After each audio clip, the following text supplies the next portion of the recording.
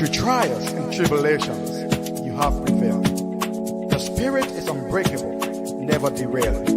With a rich heritage and culture and grace, Liberia, you are the land where you grace. You are welcome to the Bottomline Liberia. And we want to say welcome once again to the great show, the show that brings you the information as you need them. And we are here this beautiful Friday evening. And if you just waking up in the morning somewhere in the far east, we want to say welcome. And if you are in Europe, in the middle, of course, it's in the evening, good evening.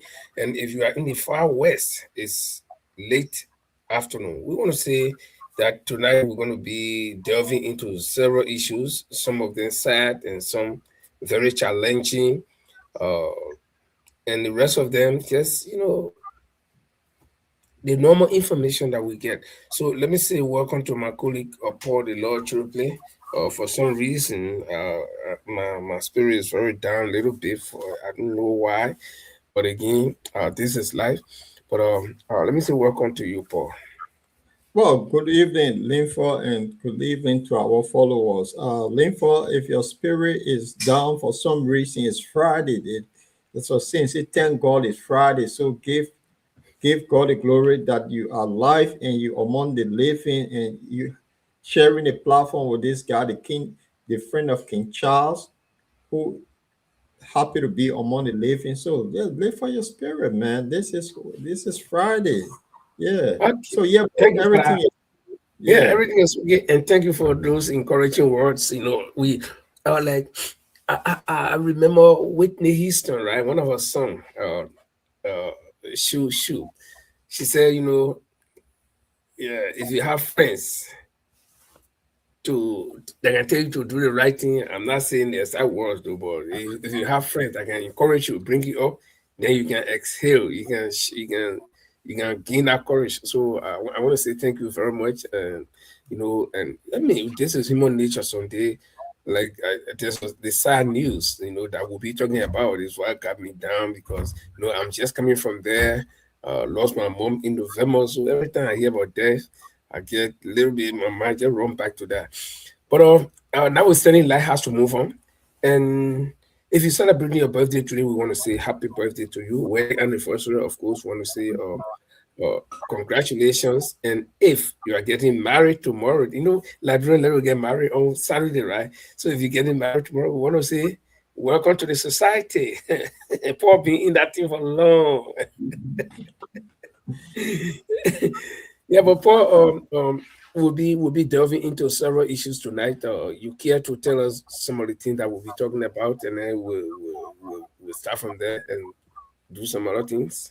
Yeah, that's true. So our main topic today will have to do with this flyer that we put up, and this is the situation with Liberia. We know it has been an invasion by the Guinean Army Republic of Guinea, to be precise. So the question here is, Liberia we are 5.2 million people, but our military, they just 2,000 soldiers. So the question here is, can these 2,000 soldiers defend Liberia at any point in time? So this is what we're going to discuss. 2 million people. Is there any army or is a illusion that we only have 2,000 and we don't have the weaponry to defend us? So this will be the topic tonight. And then also we'll be looking at this story with Sam Jackson and his beautiful wife that passed today.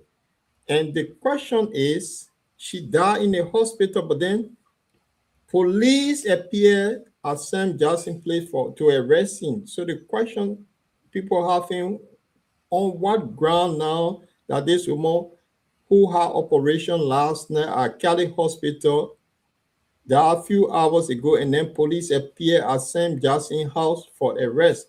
So want to know, Liberia is so sophisticated now that they have a autopsy system in place that somebody died today, they know the cause of death, and then they go arrest. So those are the things. And then Linford will be linking us to the international situation in Iraq. And that's where we end the program tonight. So if you're joining us, kindly share the show. Therefore, Thank you so much, Paul. And you just heard a lot of some of the things that we'll be discussing tonight. And we encourage you to stay with us as we go through. Liberia is a very interesting country so far, but I don't want to abort what we'll be talking about. So I'll let it be, and then we can take it from there. So we're going to take our musical break, and when we come back, we'll be continuing. While the music is playing, we ask you to grab your cup of coffee, or maybe today's a weekend, so nothing's spoiled. You can catch your bottle of beer and sit down, or your bottle of stout and sit down, and let's discuss together. So we'll be back right after this. My people, where you at? Where you at? Wake up from your slumber, stop sleeping. Wave your hands, wave your hands, wave your hands, wave your hands. Come on, come on, come on. I know you're sleeping now. You gotta wake up some more, yeah? Okay, let's go. The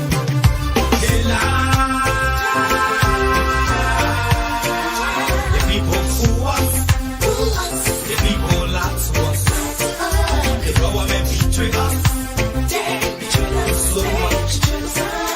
I said they lie. The people who us, the people lie to us, the government betray us. They can lie, they can steal, they will not go. I said we tired with their lies, we tired with their promises that led us to all our damages. We tired with that speech they preach in thee, and now unique they deceive us. The thing we saw, it frustrate us. So why did you lie? Why did you steal? Why did you allow the citizens to be? You see, we just tell you that why we vote tell you. But you screw us, you screw us, you use us and later on abuse us. So why?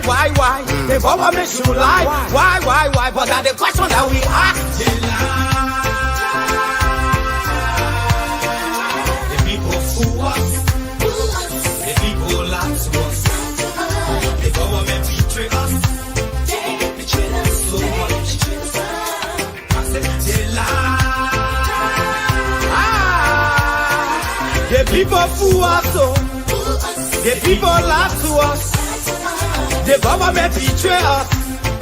They can lie, they can steal, they will not corrupt. No one to trust. My people, no one to hope on. Nobody. My hope that I have been broken. I'm telling you, brother. So where are the schools? Where are the roads? Where are the jobs that they say they could afford? But they're too selfish. The people tired with their rhetoric. People tired, they tired. You see the reason why we ask why the government betray. They have enough of time, but yeah, then stay, they delay. People suffer. No work for people crying for hunger. Look at. Your vision and your mission, your intention to the nation, they poor. You got nothing to show. Nothing.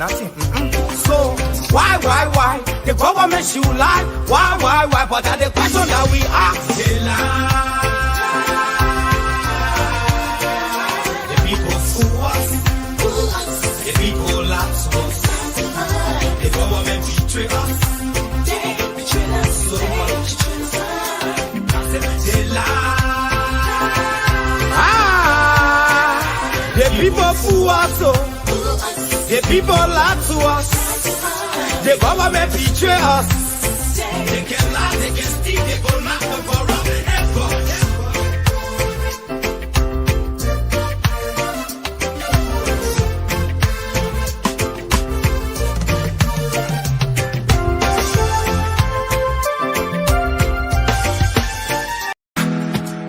Through trials and tribulations, you have prevailed. The spirit is unbreakable, never derailed. With a rich heritage and culture and grace, Liberia, you are the land we embrace. You are welcome to the Bottomline Liberia.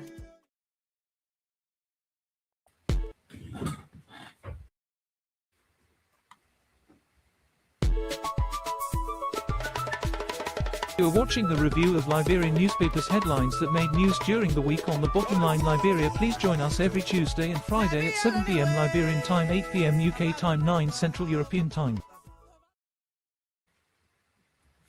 And welcome back. This is the Bottomline Liberia discussions. If it is your first time joining us, ask you to stay right there. Keep your phone, your computer on right here and stay with us on the Bottomline Liberia discussion. Here, we discuss the issues. We do not discuss individuals, but if individuals get involved in the issues, then of course we talk about you. Today is the 13th of is it March? And a lot of things are happening. 2 days ago, that was I think the 11th, if I'm not mistaken.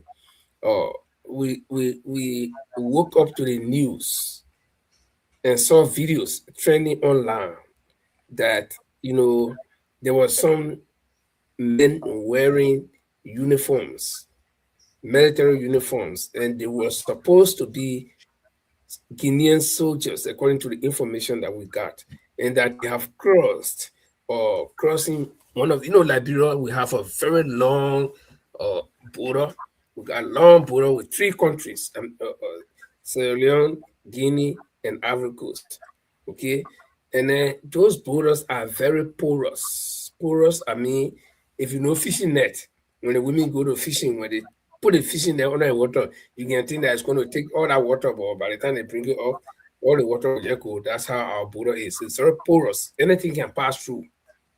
And disregard a few areas where few guys sitting and say that border point. By the time you leave that place, because of water dividing, always is water dividing. We are in the other country. If you just leave that place where the guys are sitting, they call it immigration checkpoint, right? And you walk downstream, you can see that, okay, you can stand on Liberia side and see the other people not show. So what makes you think that somebody can get fall in the water and cross and swim and cross?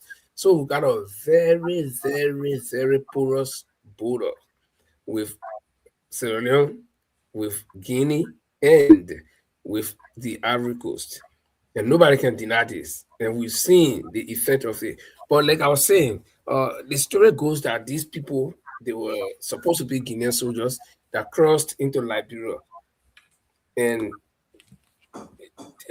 the few versions of the story, they all differ.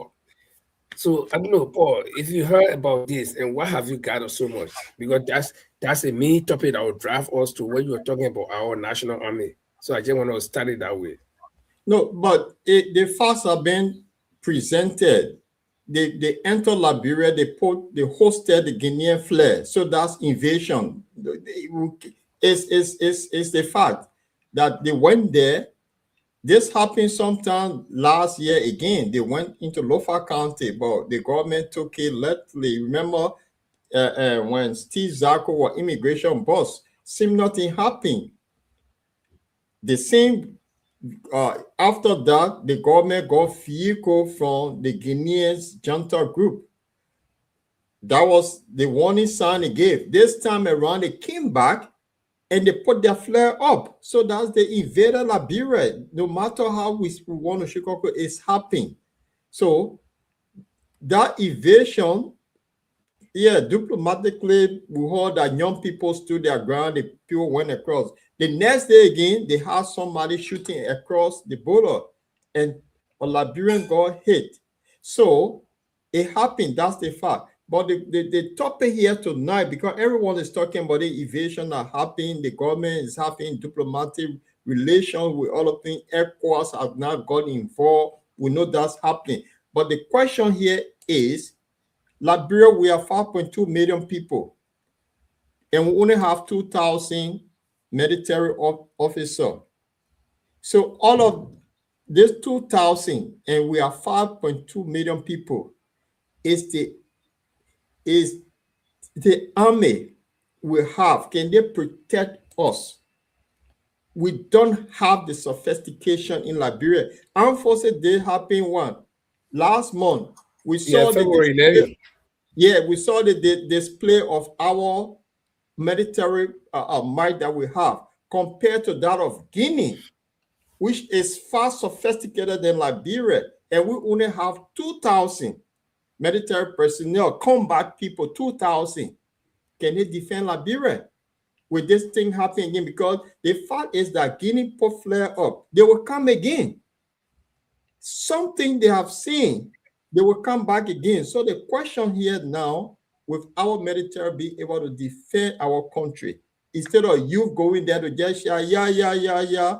But those guys, they are heavily armed. Can our army defend Liberia? That is the question for discussion.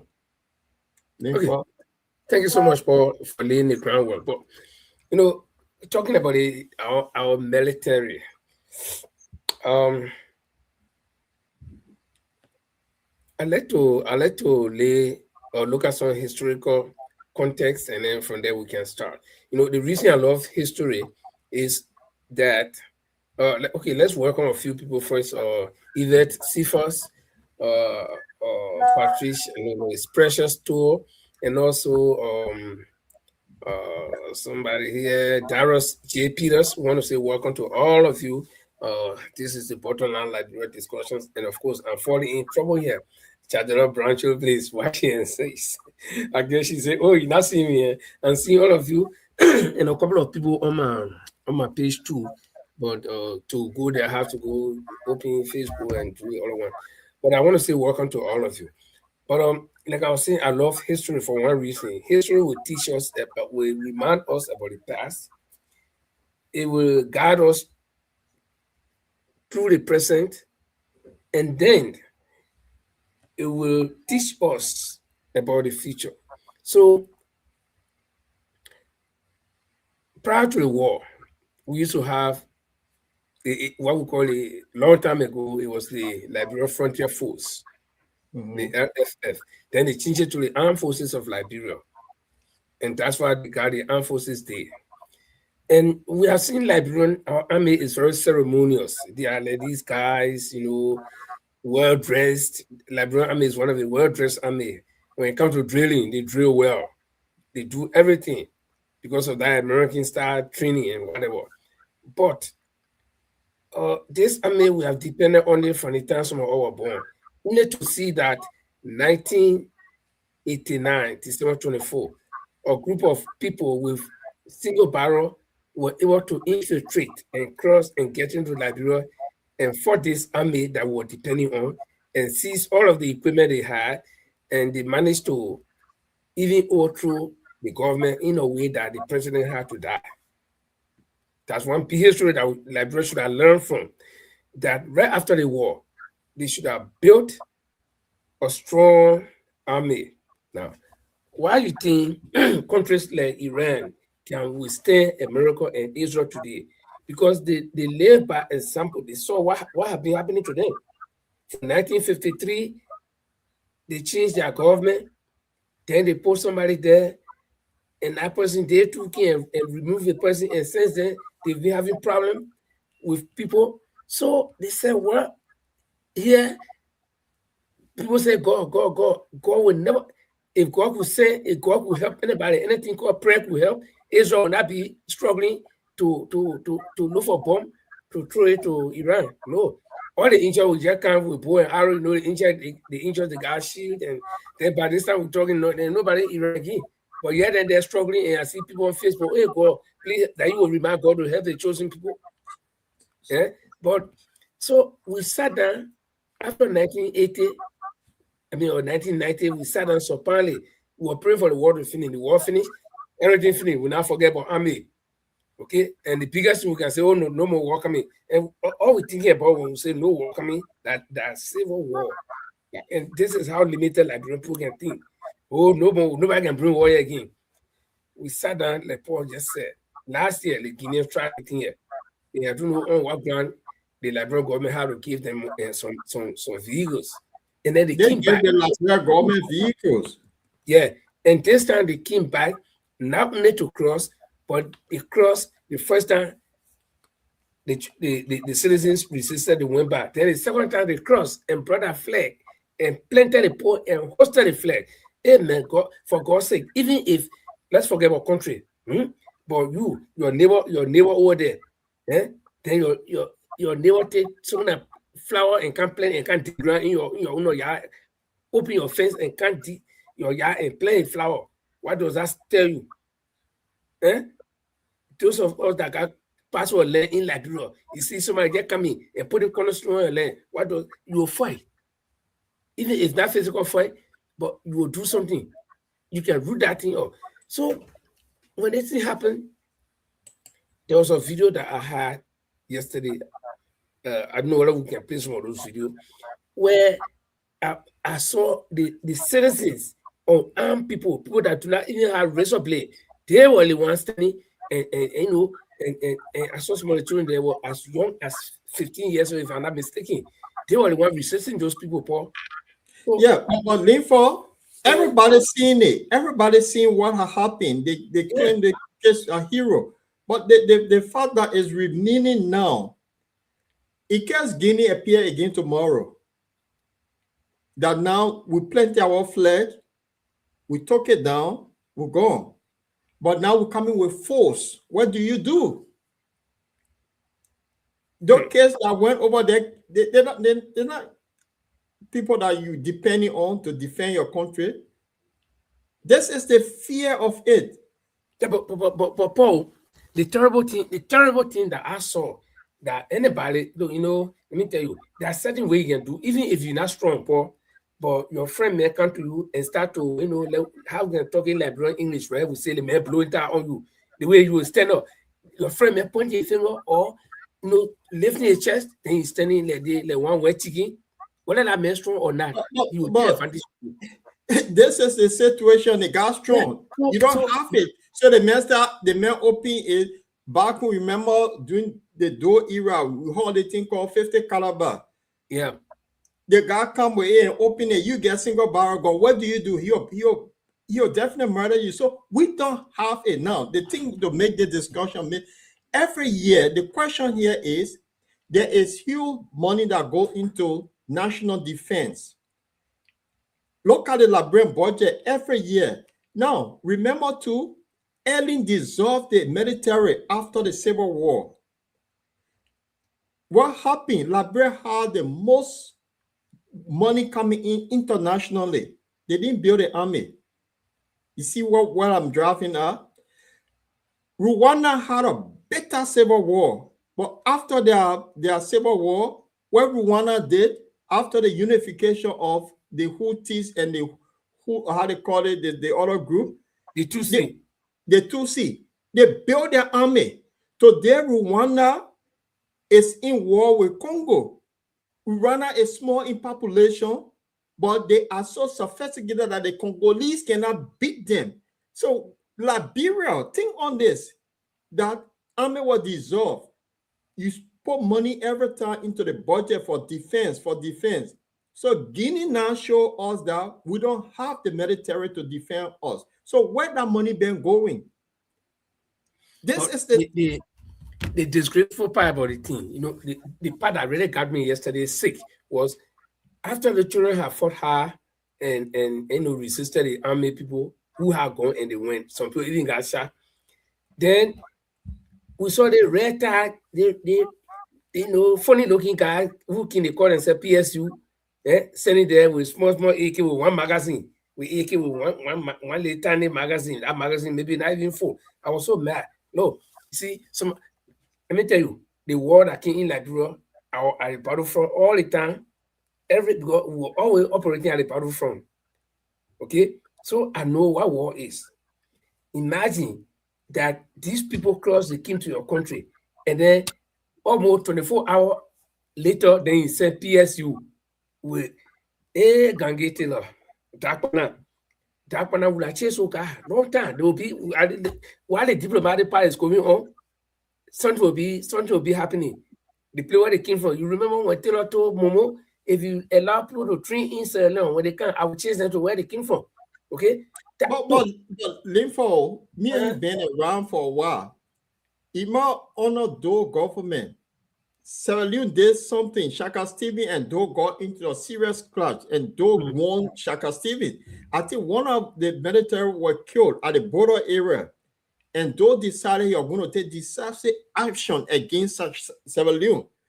Now, Though they had a military might at that time because they were sophisticated. But look at the situation now with Liberia. Armed forces, they displayed what we have.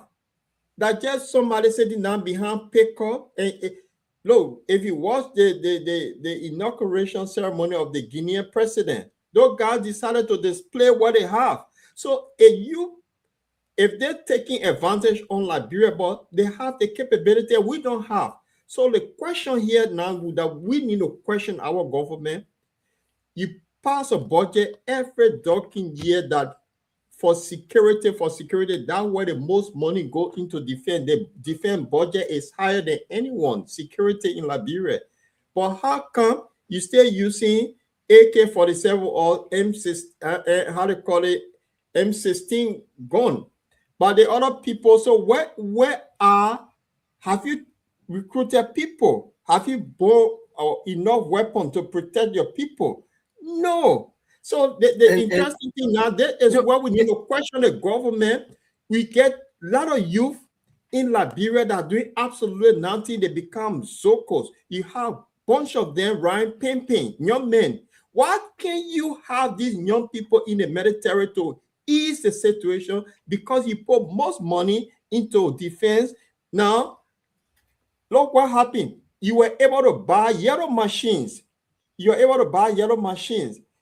That good money, but your military now is vulnerable. That Guinea tomorrow will march on to Lofa County and seize Lofa County. It will be the Ukraine and the Russia situation. What do? You'll be depending on America to come and help you. No, continue talking. Let me just do something quick. Yeah, so this is the point I'm making. We would be depending on America to come help us because they our partners for long. We came from all of them. So we don't understand. So how come we put all the money into defense and we don't have the army? So when we didn't come back tomorrow again, that is the question. So to our viewer, we just want you to chime in. This is quite serious. This is what we're looking at today. Does Liberia, the population is 5.2 million people. Our military is just 2,000 combat officer. Can they defend Liberia? This is the situation we face with, and we know that every year the huge money goes into the defense budget. But where is the weapon? What to show? Have they recruited a lot of people? Maybe I can buttress you a little bit. Yeah. Maybe I can buttress you a little bit. First of all, the total strength of our military is 2,000. Yeah, that's the personnel. That's the people we have, and they are not. All of them are not combat. They are not combat ready people. You got the AFFN. They are all part of that. 2,000. Then you got the engineering division, the engineering unit. They are not combat ready people. Then you got just some other support staff. Okay, so that's the total strength of the nurses and the doctors. Yeah, so if you subtract all those support staff, you'll be left with maybe 800-900 people we're talking about that cannot even form a company. Or okay, maybe two companies, because a company is I think 420 something. I don't know much about that, the structure of the military. But the 2,000 we have, they are not all combat ready. Meaning that they all cannot go to the war front. See, so there's a need for us to recruit more people. But again, let me tell you one. Let me tell you one reason why all of the governments in Liberia, apart from Doden, for the Elinyo, the reason why, or even extending to West Africa, most of West African countries, the reason why they don't want to strengthen their military is they are afraid of military coup, because they will not be doing the right thing. And if you improve the military, give them all the sophistications that they need, at least at the African level, and then you are doing the wrong thing, they can move you. You see Guinea, you see Burkina Faso, you see all the countries that carry out coup, because they know that their leaders were not doing the right thing. So people like Boaka, them who are being governed for all the years, people are ailing there. George Weah, who came from the football field. All the guys, they look at the army and say, no, if we, and looking at Liberia history, they say, if we well arm these people, if we get them all they need, one morning we'll wake up, you'll be a dead man or you'll be sitting there in jail. So let them get nominal people, at least they get. No, tell me, why in the world you take the military money and you say, and either then the military got to go demonstrate, their wife, they got to go demonstrate. Hell no. Pay them. And we were talking about arms and the budget. Under the real government, there was some news that they arrested a cache of arms. Where did those guns go? Nobody knows up until now. Those guns should have been in the hands of the AFL. Since it should have been in the hands of the AFL. But I saw the boss standing with some AK-47 yesterday with one magazine. I think 32 rounds. By then, fire, that thing going. Oh, you finish that running away. You see it? So no, we need to improve the military. That's the strength of the country. Again, I'll go back to America. Then why America then can get and go anywhere and do anything? Okay, because they feel that they are strong. Okay, so you gotta strengthen yourself. You're sitting in Liberia, all you do, you run behind money, the small money they go bare for us. You're taking, you're divided, you're pay your horses. When you move from government, then you'll be enjoying. But when push comes to shove, those horses that you're building, you're not living inside, we'll all be running away. We saw this thing. So why you can't get sense? And we're talking about, I'll try to say something, right? About how even if you're lazy, but your friend may want to take advantage of the way you show up. The first group that was supposed to arrive where there was supposed to be military people. But you go send police people, PS, can you imagine? It's sick. So no Guinea, but in fact, there is a border area. And you have one or two immigration persons sitting down there. Yeah, under the kitchen. They were tested before the people came across that same place. Not the first time. Then you get one or two immigration people sitting under the Palava Hall. So if those guys come with force, what would the two persons do? I mean, there's a video. I don't know whether I saw the video where the guy was interviewing the immigration commander at that place, and the guy was talking like nothing happened. Wait, Paul, I'll find that video. We'll play.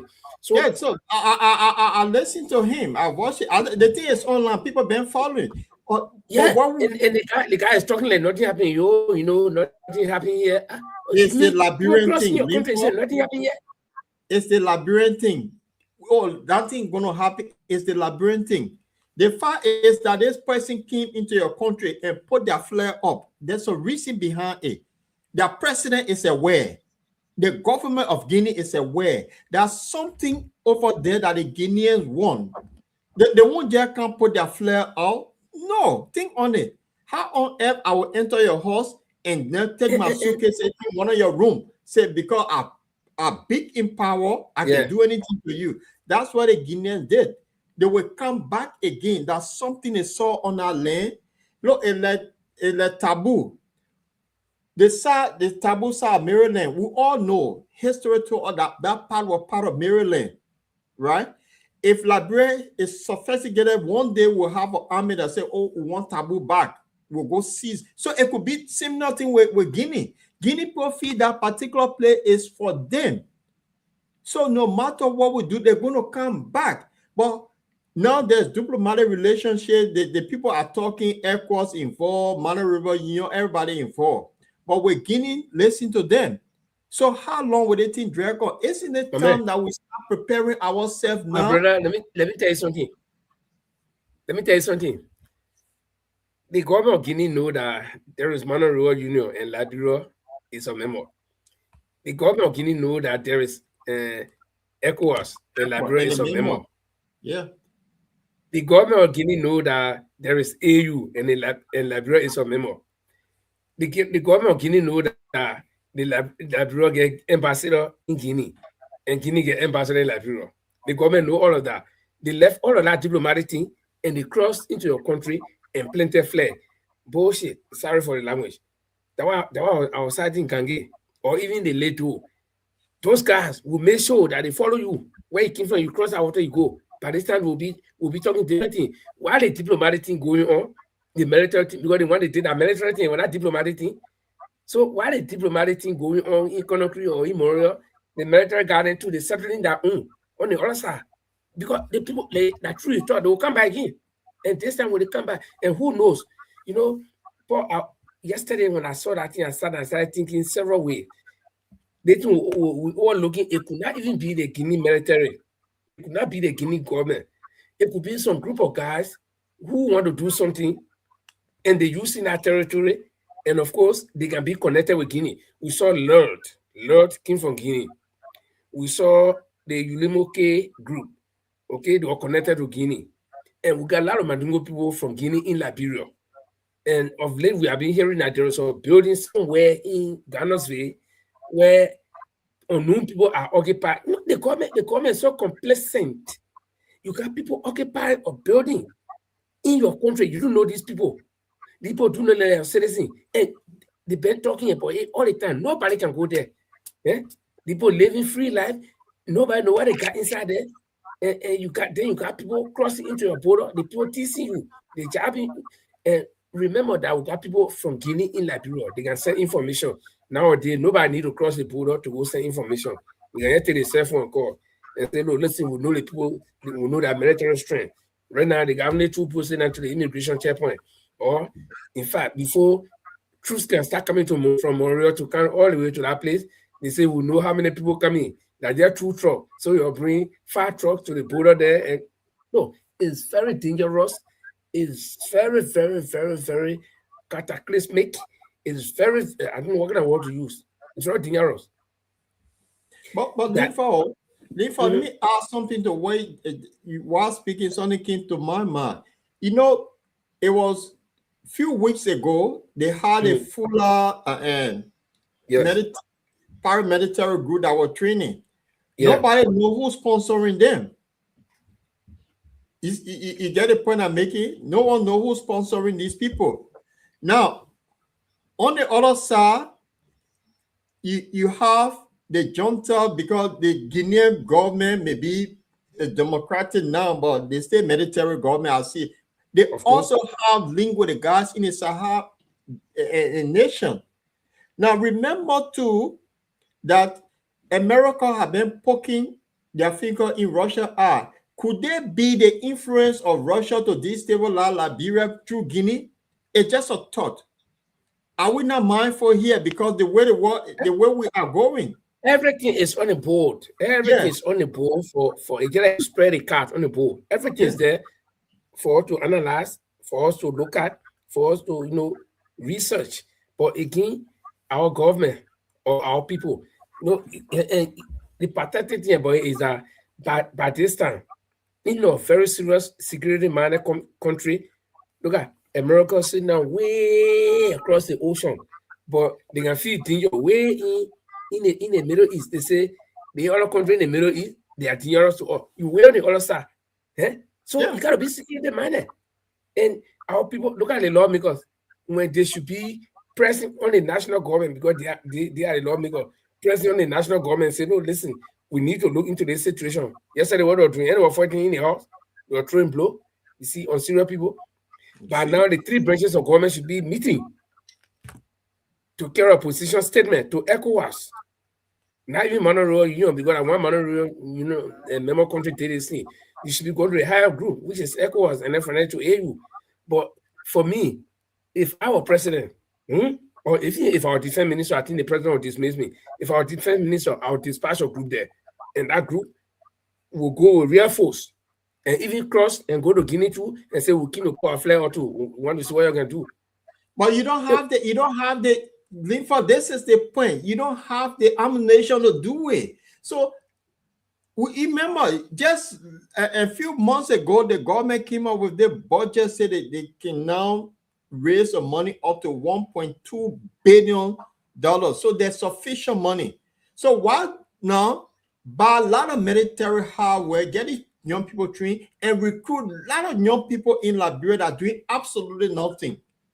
Because what Guinea did, you start thinking now, but when will they come out? Because then we air course everybody involved, they will sit back quiet. They say when it's quiet, we'll go back. So That time you need to prepare your people. Start recruiting now. Start how you can spend some money on some serious weapon to protect your nation. But you can't sit down and say, "Oh, I'll be complacent that they will not come back." The fact is that those people put flare up. They will come by, man, they will seize the whole of local country that will not do nothing about it. Remember, Wodogisi Mountain is also there. The people are and on this is the same place where they say the president was building peace conference or something. Yes. And $10 million on peace something, and you don't have weapon. Yes. Okay. So the question is, Liberia, no, we're not short of manpower. Let me tell you, the war that fought, most of the children you saw yesterday, they were already in their man's stomach or on their man bike, they were running away with them. So when their eye open, when they open their eye open, they only thing to know that violence. So the children not scared of nothing. And so, but then what a minute live for? Yeah, a group of people sitting now in Liberia after the war, they dissolved the military, they're still there. Why can't these people be a part of reserve in the army in case of thing you call upon them? That point I'm making, all you need to do, going to go look for yellow machine, you want to school political point, my friend, your backyard is shaking.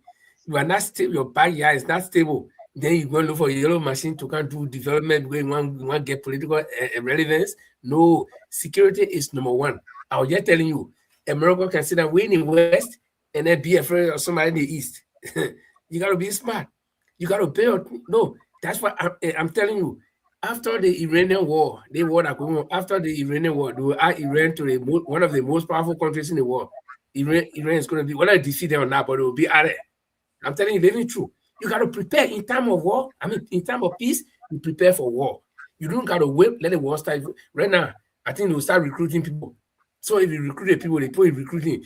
Then why recruiting them war break? What do go do? Nothing. All right, you already have 2,000 people in the army. Yeah. You already have 2,000. So the 2,000 that you already have, what do? That 2,000 people you have, you now take some money and buy huge equipment to help them. Say, look, just in case, because we don't know what Guinea will come back again. You see, so this is the point I'm making with the government. You don't even need to buy. You need cash money to buy the weapon thing. All the funny company then are coming. Or they visit them, they making sure going to visit. Go to America, tell them, say, no, some of your weapon where you're not retired, okay, or everybody need it. America not using thing like RPG again. Say your girl, you say Africa, you're good to all. No, they going to call M1, that one, I'm going to take one shot at M1, you can shoot, I don't know how many meters. They will dump it on you for smart thing. Maybe they want something, Somali country, Eastern European country. The Serbia, all the countries there, I'm sorry that I'm naming some countries too, but those are countries that fought war. When Liberia were fighting war, those days, Serbia, then Bosnia, they were fighting war. So they have, after that war, they retired, no guns. Go there, they'll dump it on you for small thing. You see it? Yeah. And it's pathetic. It's pathetic that in this age, that Liberia will have the 2,000 army. And like I said, all of the 2,000 are not fighters. So we're talking about 900 or something. Okay? And 900 people, by the time the 900 people will be sending to the battlefront, some of them are nurses, some of them are driver, and some of them are cook. So you end up having 400 or 500 people who will go fight. The K10, the other 400 are running away. Yeah, so before we transition, and people got to be careful because Lofa County, pretty soon they'll start speaking French. They will force them to speak French because if they didn't put their out together, the Guineans will seize Lofa County.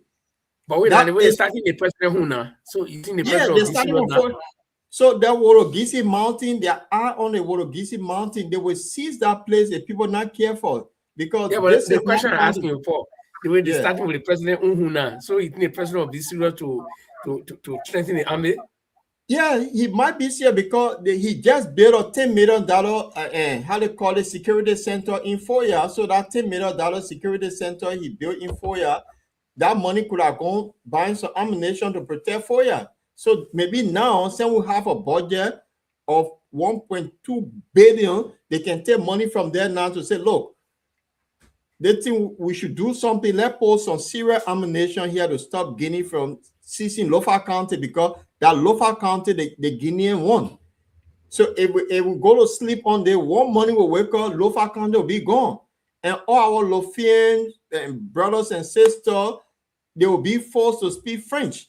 And what can we do? We cannot do nothing. We'll be depending on what? People who not people who are not looking at the severity of the situation, who just thinking that is just some kind of play thing. You remember that the Wologisi Mountain, it's very close to Lofa. At Lofa, I'm not too sure, I don't know, but part of it should be in Lofa or something. No, that Monima, part of it in Lofa.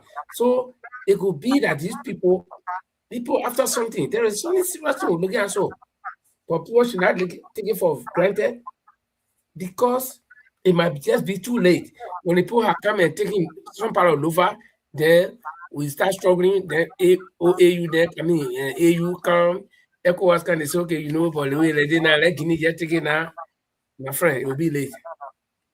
So we need to prevent it. The Liberia level 14 counties, they shouldn't take it for a joke. Those guys plenty fled, they're going to come back. That's something they want. This is the third time they have gone to Lofa County. That's something they want. And if we don't do something, Lofa will no longer be part of Liberia. It will be gone. And yet they keep playing cool. So, my brother, let's transition a little bit. And please welcome some of the people that showing face here, Linfa. Let's see. Nurse Faith. Nurse Faith. At least we got one nurse here. Nurse Faith, want to say welcome to you. I think this is the first time I see your name. And again, Patricia, No Precious Tour, and Yvette. Paul, I'm hearing some echo. Yeah, it's go on. That's from the assistant. Yeah, it's not me. Go on. Oh, okay. Still hearing here? Yeah, we want to welcome all of you to the show. This is the Bottomline Liberia discussions, and let's see. If you're watching from Chala TV, we see somebody's watching from Chala TV. We want you to help us to share the show, and we invited most of the people. They are watching from our various sides. They're on my Facebook here. A lot of people watching, but it's not coming on the board because it's not connected through the board. So through the screen here. So they are watching from the various, like if I share it, they only watch it from my Facebook. When Paul shares it, they watch it. But the one that we share here on the on the Bottomline Liberia discussion page is what you see on the board. So I want to say welcome. If we didn't get your name, you can still leave a comment. Just say hello and what Nurse Faith is doing. At least we can see her name. But there are a lot of you, but we can see your name, so we don't know you. To recognize you.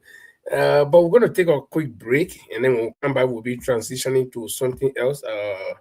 But Paul, you want to tell them what we'll be talking about when we come back after the break? You're muted. Yeah, after the break, we'll be looking at this situation in Liberia. Asset Jackson, well known in the Liberian community back home, his beautiful wife passed away, and the thing is, it's a sad situation that he gone through. She had an operation yesterday at Cady Hospital. I think oxygen was not going to her brain. So, but then to our surprise, after she was pronounced dead, few hours later, the police appeared to arrest him. So this is the thing that is troubling now. If Liberia is so sophisticated, have they done a autopsy on the woman to say there's something, the cause of death, the reason why they want to arrest Asset Jackson? So those are the things we'll be looking at when we come back. Why not? Somebody is grieving, and then you go. I don't understand it. So we also want our audience to chime in on this. I don't see the logic in it. The poor man, he's going through his own grieving for a beautiful world. So we'll take a quick break, and then we'll come out, we'll join into the topic.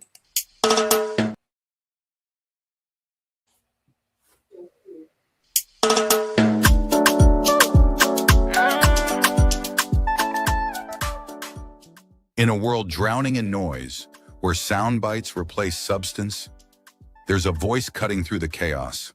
Audience with the Lord Chola Play conversation, where Liberians and global citizens tackle the questions we're afraid to ask. Every Sunday at 8 p.m. UK and Liberian time, and 9 p.m. Central European time, Audience with Lord Chola Play. On the Bottom Line, Liberia explores the issues that keep you up at night. Democracy's future in the age of misinformation. Economic systems that serve people, not just profits. Technology reshaping our lives. Reconciliation, development, and the crisis of meaning in modern Liberia. No easy answers, no tribalism, just intellectual courage, genuine curiosity, and the willingness to wrestle with complexity together. This is for Liberians who refuse to shrink their thinking, who believe nuance is wisdom, who are ready to remember how to think, not just what to think. Audience with the Lord Chola Play Show. Sunday, 8 p.m. Liberian time. Subscribe now. Join the conversation on the Bottom Line Liberia, because the questions that matter most are the ones we're brave enough to ask.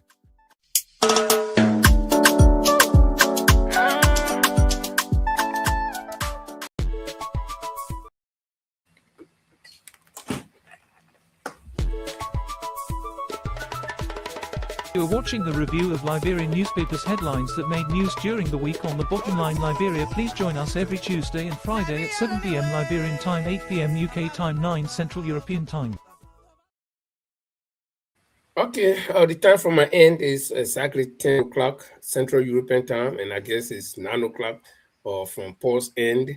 And in Liberia, it should be the same time, probably, I think.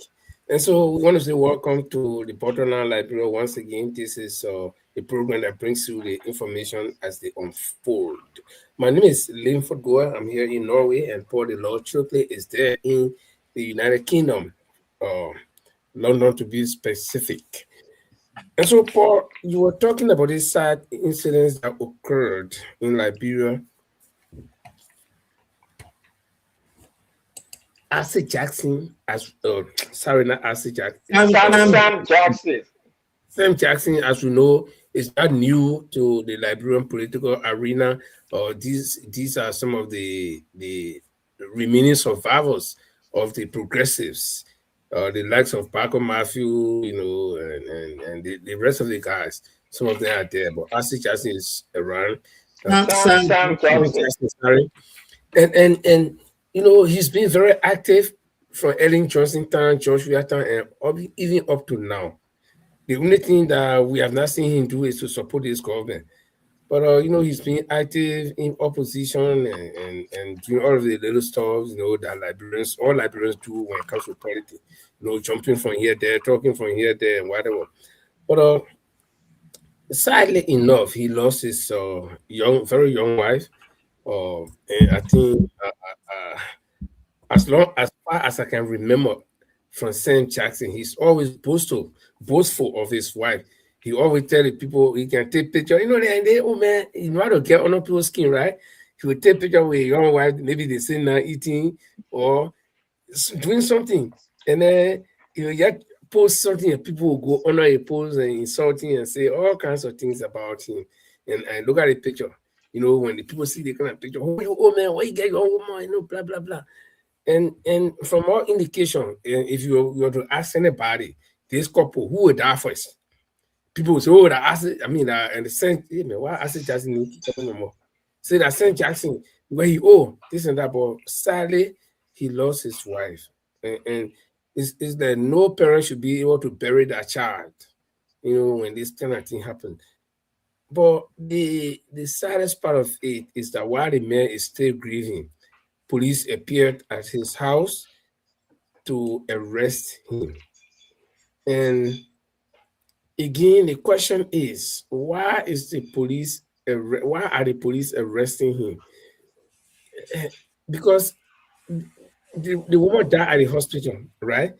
And the story we are getting is that, at least the bottom line is getting, is that she took operation and then she died afterwards. So she did not die home, and she did not die home under mysterious circumstances to say they saw a wound on her or some bruises, but why is the police arresting the bereaved husband? So this is the biggest question that we all trying to find out. So if anybody has any fresh information, just go in the comment box and drop it there. We'll be able to read your comment, and then we'll get to know what happened. Because from all indication, where I say Paul, I don't know about Paul, but where I say, I got no idea about what's going on. Yeah, but this is the thing. Before the police suspicion of death. Now, so the question is, do we have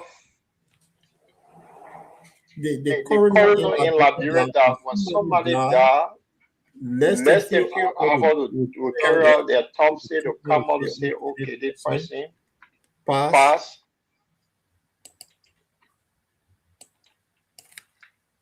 That's the question, bro.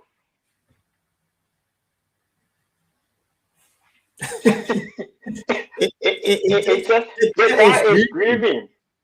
He is grieving for his wife. Police appeared. Look, the thing is, even if they have some suspicion of this woman being accidentally killed, but he is grieving. Why will you say, farm officer? You want to do a little bit of adjustment on your microphone or something like that, or your speaker, because you having echo. Okay. What is right?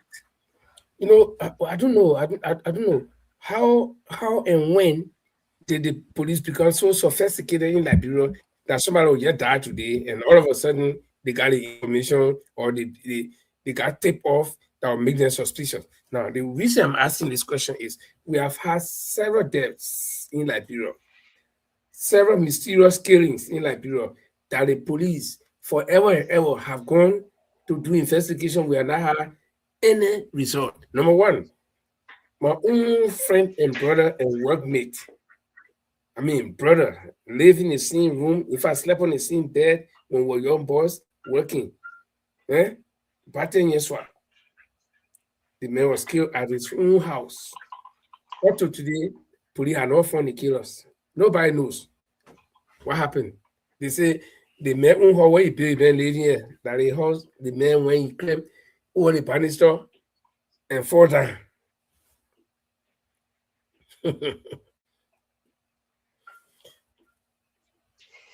Gifted Lama and her workmate, they found their body in the car. We sent all on them. In their underclothes, they say they were making love. I don't know, the car get ocean for sent to be on there. And then they leave all the hotel memorial. Even hotel expensive, but all the small motels, they leave it that in the car to go make love. When they all got me from Fana, where the car hit the man. Instead of them came to the hospital, they came to the mall. Up to today, the police had not come up with anything. This girl was found vomiting blood, and she died in one lonely guy. Allegedly, the next few minutes, the guy was on his way to Ralphie to go to plane to go to Lebanon. Nothing precious couple. Up to today, nothing came from inside. Small girl. In fact, I think 2 or 3 little children, they were killed mysteriously. Today, nothing came from inside. The police cannot find the killers, but somebody's wife died. The moment a guy's wife died, the news came, the police go arrest him. On what ground? Why is he being a suspect? When the woman died in the hospital, the woman did not die at the hospital. There are records in the hospital that will tell you reportedly that she took operation. If you got any doubt, go to the hospital and find out. Or probably the police is acting on some information that they got that we do not have. And until they come out with that information that prompted them to go arrest and Sam Jackson, we as the public, okay, or we as media people will interpret it our own way. Until that time, when they come out and say, well, this is the information that we had that led us to go and arrest Samuel Jackson, then now we can switch the story around. But as it stands, we live on speculation. As it stands, we live on our own interpretation. And as it stands, we interpret it the way we see it to the public. And we cannot be blamed because the police have not told us any reason why. At least not me or not us. But there's something that is lacking in Liberia. It's called common sense. To be honest, common sense is lacking. Even if this guy killed his woman, he's grieving, right? In a normal country, the police will give time because they will have. They will ask, do we have the autopsy report on this lady that died? Because it had to be something that led to the cause of death. That guy, a few hours ago, the woman was pronounced dead. The police appeared at his residence. So Liberia is so sophisticated now that somebody will just die and then you say, well, suspicion of murder or something that you say. So why you couldn't send 2 police officers to say, oh, you needed for X, Y, Z, or can you give him a week after grieving a little bit and say, look, we want you in for questioning. But when you say, oh, I'm good, like this guy is going to, he gets something in your house that he's going to fight somebody, where is the common sense in this? Yeah, but, and you know, to add insult to injuries, why are they keeping the tip off that they got? The reason why they want to, because I think that's the first thing they also release to the public, so that the public will not live on, or suspicion or insinuation, because people will insinuate the whole thing different way. People carry a lot of innuendos. People will just say anything they want to say because we don't know how. Yeah, but leave out. This is the point I'm making, right? The point I'm making. The guy, the woman died today. Even if that foul play went on, right? He's not going anywhere. So why don't he give him that space if something went wrong, and then he say, "Oh, we're going to call you in because we have this document from the." No, on that part, I don't agree with you, because let's say, he went out today. We agree, it went out today. That's our incident. But if he played far, if there was a foul play, they gotta give him time. They can arrest him right away. But my point here is the police have not told us anything. The public anything. But you just said it. He died in hospital. Yes. So if he died in hospital, there might be an autopsy report on that person. And if the autopsy show that something goes wrong, then it passes to the police.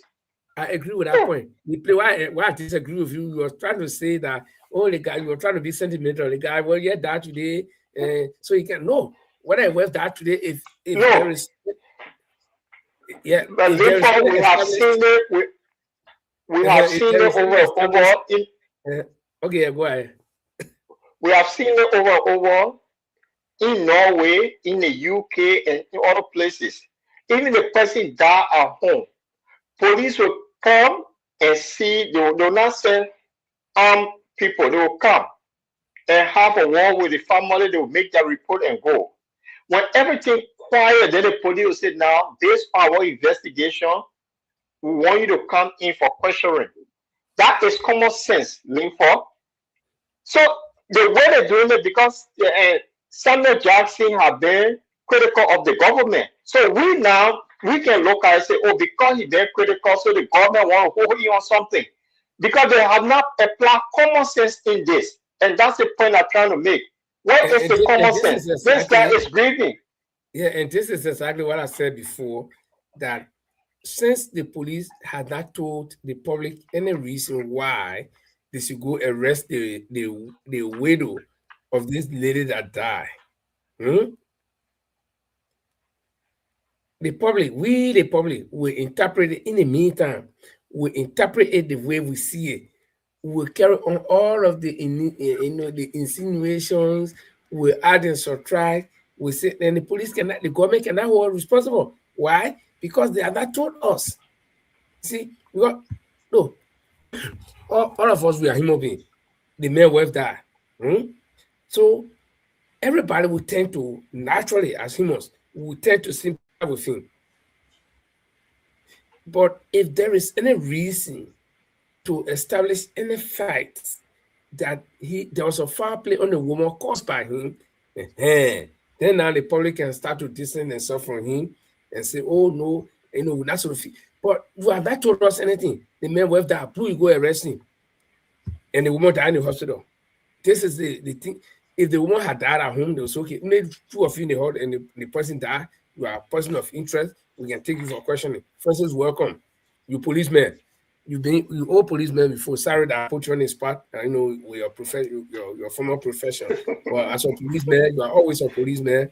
If anything happen, that you must say somewhere, anything happening, I'll depend on you. I say I get old policeman. They can protect me. So welcome to the show. Thank you, Bo. Paul, how you Yeah. doing? And how I'm good. I'm good, bro. viewers and audience? So this is what we're talking, Francis. Sam Jackson lost his wife, and according to information that we know so far, that she was operated on at the hospital, and I think they said there were not sufficient oxygen going to her brain or something like that, and so she took operation on the head. And then this afternoon, I think she was pronounced dead. And right away, right after that, the next thing we saw live was police moved to the residence to go arrest the husband, Samuel Jackson. So we are just, like I said, we are just insinuating, right? We just saying our own thing. We just thinking wild. Why would they be arresting the man when they should be, comforting him? What do you know about the story so far? If you heard anything from it or about it? Let me just put a point of disclaimer. I'm not a homicide detective or a forensic Exactly. detective. I am riot control, but that was I'm a trained anti-robbery, anti-terrorist riot control officer. But that is uh, that whole process is a police science 101. You go to police academy, you learn that. The lady, according to information, she has some bleeding in the house. Bleeding in the house. Even Sam, I don't know if he said it, but I listened to Spoon all along, being found in Spoon was there covering. And they said was some bleeding in their house. So it's a standard procedure, gentlemen, that once a bleeding is in the house in the case of an accident that lead to death, the police will start investigation immediately. It takes 72 hours or so for the blood to be contaminated, and evidence being contaminated. So that the reason why police put tape around the place for to preserve it. But let me just say this: the country has been not normal for a long time. So, and normal things happening, the people it seems to be different. That everything is going after haunting people. You and I live in the West, and things happen. Even Sir Johnson's will be called for questioning. The cook, everybody in the house will be called for questioning. Maybe the way the police went about it,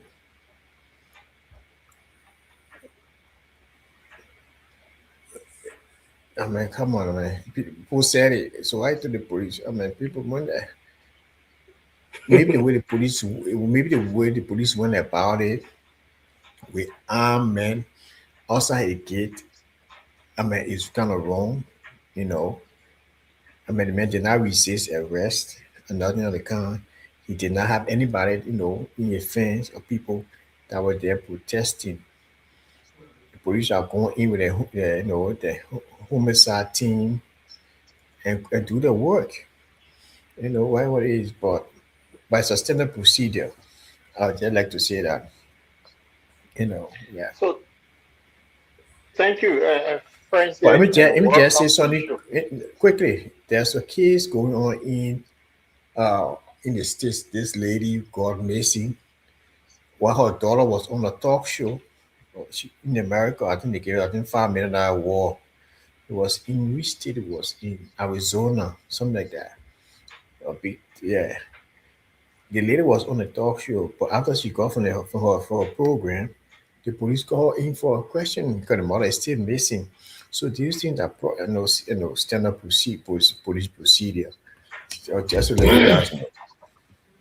Okay, Okay. I think you lay it clearly, Francis, and it was good that you came on the show because like me, I was speaking innocently, I was speaking ignorantly because I don't know anything about this case other than what I saw when police were at his house and the live that I saw, the live podcast that I saw, and so that's why I kept saying that we insinuate. I personally, I will just say things from my own view because the police had not told the public what they saw until when he said now that they saw blood trace. And if there was blood in the house, okay, maybe the woman fell up and she started bleeding in the house. And this is where it's necessary for Sam Jackson to be investigated. What did you But know So, about it? so Because Linford, the question is the yeah, police. How did the police get to know? Because that Sam and a woman live in the house, and she went to hospital. The I mean, police, where they got that evidence? they have coke in Eh? the house. They got driver in the house. Sam left these people in the house, man. So the cook and the No, driver went to I report this mean, to the no, police because I mean, we're trying Paul. to work it out here. I'm No, just no, trying to Paul, understand it. Yeah. No, Paul. I mean, you guys are doing a disservice to the public. No. I'm trying to I mean, understand. Just make it to understand. That's all. Yeah. no. We are not on. I mean, police investigation. It has nothing to do with public sentiment. The UK you in, and the police have to Mm-hmm. go first if do an investigation that immediately going on. The police not coming to the public. They tell them what they found. What is the information you gotta be very careful to provide out there. I mean, it's happening all no, around the world. no, I disagree. We talking about Even no. in the great United States, wait, hold on, Paul. In the great United States, when anything happened, they will give the police at least the interval of 1 hour at least, at most. They will give constant update. There was Yes. a shooting at the school. From the first instant, they will say the suspect is still alive or the suspect was gone down, but the Oh, not identity shooting. suspect and wait, now listen, and the motive behind the shooting is not yet known. Then in about 30 or 45 minutes, they will come back. That interval is there. And then they will come back and say, well, the identity of the suspect has been established. It's a male or maybe in his 20s, or they will get the exact age, and the motive is not yet known. Then they'll keep so this is So death incident. So the person died in the hospital. And so how does the public get to know that the police have gone to the hospital and even seen blood? So the police is supposed to tell the people why they are making the arrest. They can't keep it My secret man, and go arrest and the mother died. maybe go The chase mother died. Sam Jackson. And then Did they jail him? So Linford, and last night I was watching a program and Sam Jackson called in to tell the hospital thank you for the operation that took place last night. And he explained that because of lack of oxygen to the woman's brain, they took her to Caddy Hospital, and she had a successful operation. And he asked the public to pray for his wife. So this today the woman died. My question here, when Francis said the police already know that there was a blood. So my question here, that how the police get to know right away that there was blood stain in the house? How? It's just a curiosity. Somebody died in hospital. That was an autopsy report that they gave the police to say, oh, it was based on X, Y, Z. So these are confusing terms because nobody lived in the house with them. So how did the police get involved right away? That's why I'm concerned. It's not like there were accident, the police were called in, they rushed the person to the hospital. It's not that situation. I'm telling you the standard Okay, Francis, come in. Then I'll come in. I'm telling you the standard procedure of police operation when it comes to death-related incident that begin from the house to the hospital. It's not a car accident on the street.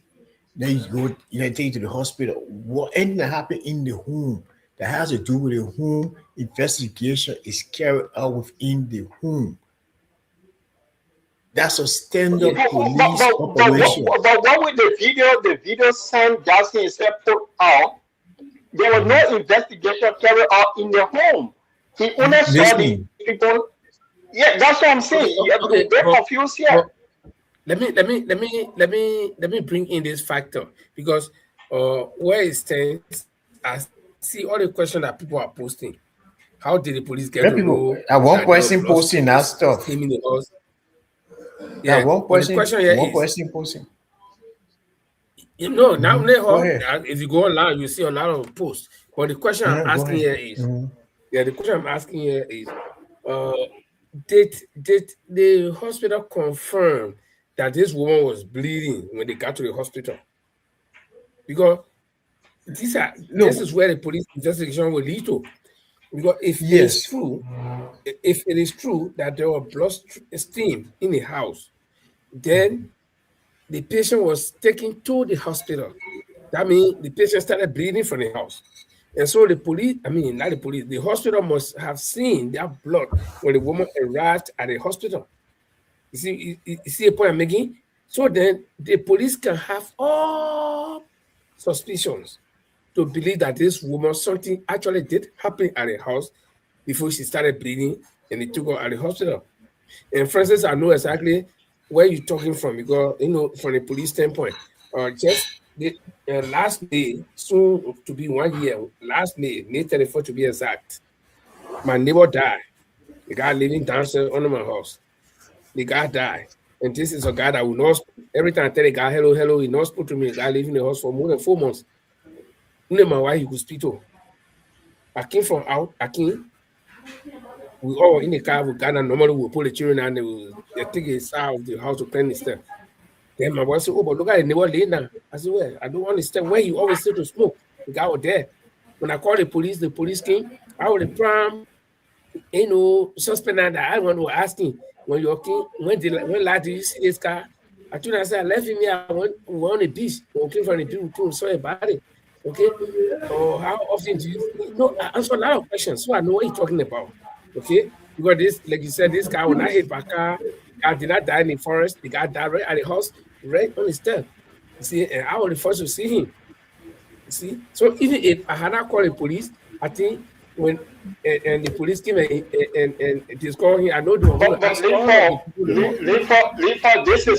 this is different. The person died in the house. I agree. So the police will come to establish. Yes, they will come to establish the cause of death. But this man took his own work to the hospital. They called the ambulance. They took to the hospital. So when did the police go in to do all the investigation to see blood stain or what? That's what I'm confused on. Listen. Yeah, I mean, let be logical here. That's what I'm saying. No, but I think I think you're talking about logic. Listen. This is logic. They have not gone there today.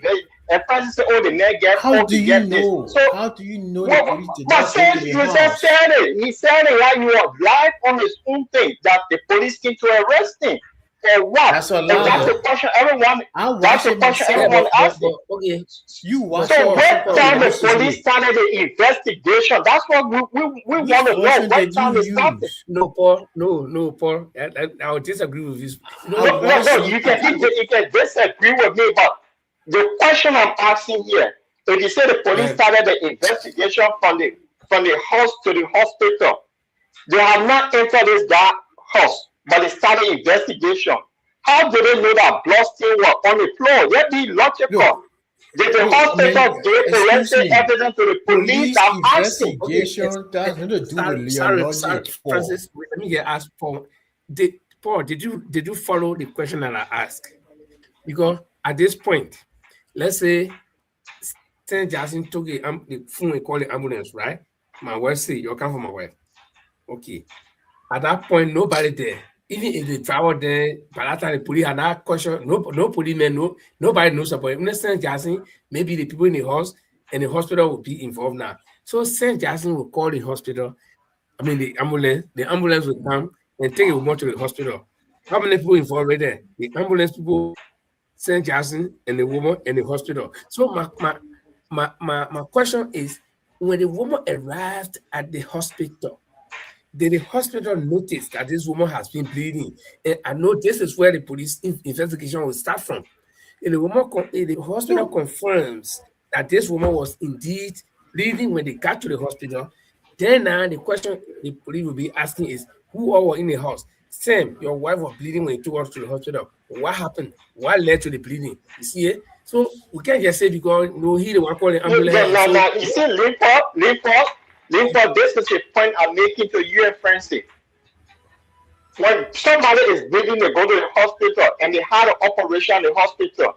There will be a autopsy report carried on that will be given to the police. I mean, they do autopsy now. No, tell me, we're not fool here. Don't come tell me, say, no. Who does autopsy? No, listen, let me finish. You brought it.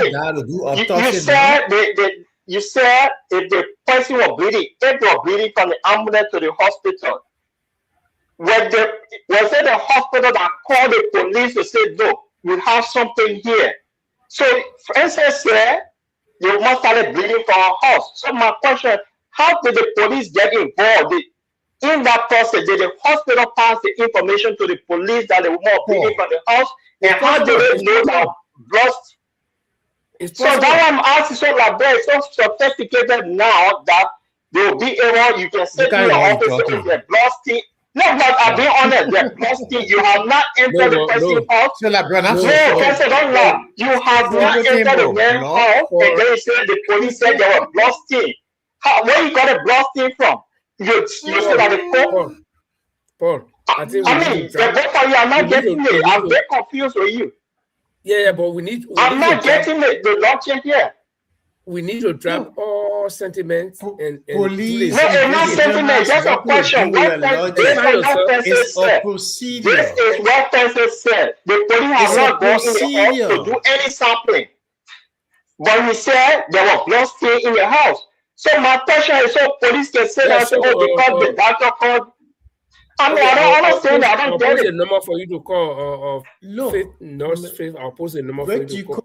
I'm going to post in the chat box right now so you can call. Regardless how you thinking about it, Paul, it's a procedure. No, a police is not going to come on public to tell you, say, within the less of 24 hours, we can't tell you what they saw or what they didn't see. The police never entered the man's house. How did they know there was blood stain on the floor? That's my question. And you say, oh, somebody will say, oh, because of the court. No, police will carry out an investigation. Paul, let me ask you one question. Ask a question. This woman, St. Jackson, and whether there's a cook in the house and there's a driver, those are the people who were supposed to know exactly what happened. But unfortunately, the woman became the victim and she was taken to the hospital and she died. So, if you were the policeman assigned to the case, where will your investigation start from? Linford? In order to find out everything that happened. No. That question is anything. If the person died in the house, the police will start an investigation in the house.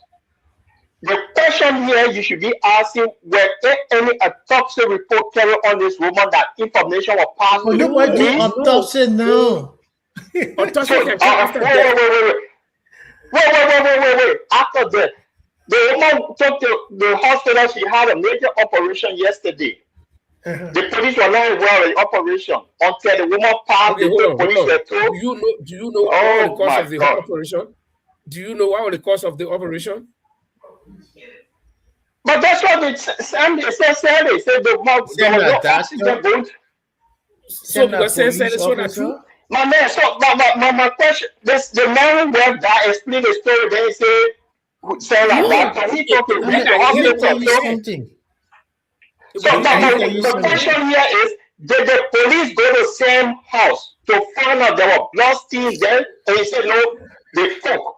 The court will not be able to say, oh, there are blood stains. The police should be able to enter the house to identify there are blood stains all over the place to identify, but they have not done that. So how do you conclude that? That's my point here. Yeah, but you see, I mean, Later in the case of you, when the guy died in your house, you saw in the compound, you call the police. The police have to ask questions. In this case, the police are not going to the house, but the police can tell you there are blood stains in the house. How that possible? How do you know the police are not going to but the you house? just said it because everybody asking the question. You just narrated that I'm telling you, the police have not entered the house. We're talking about police did not enter the house. How did the police go there earlier and took away the cook and the driver?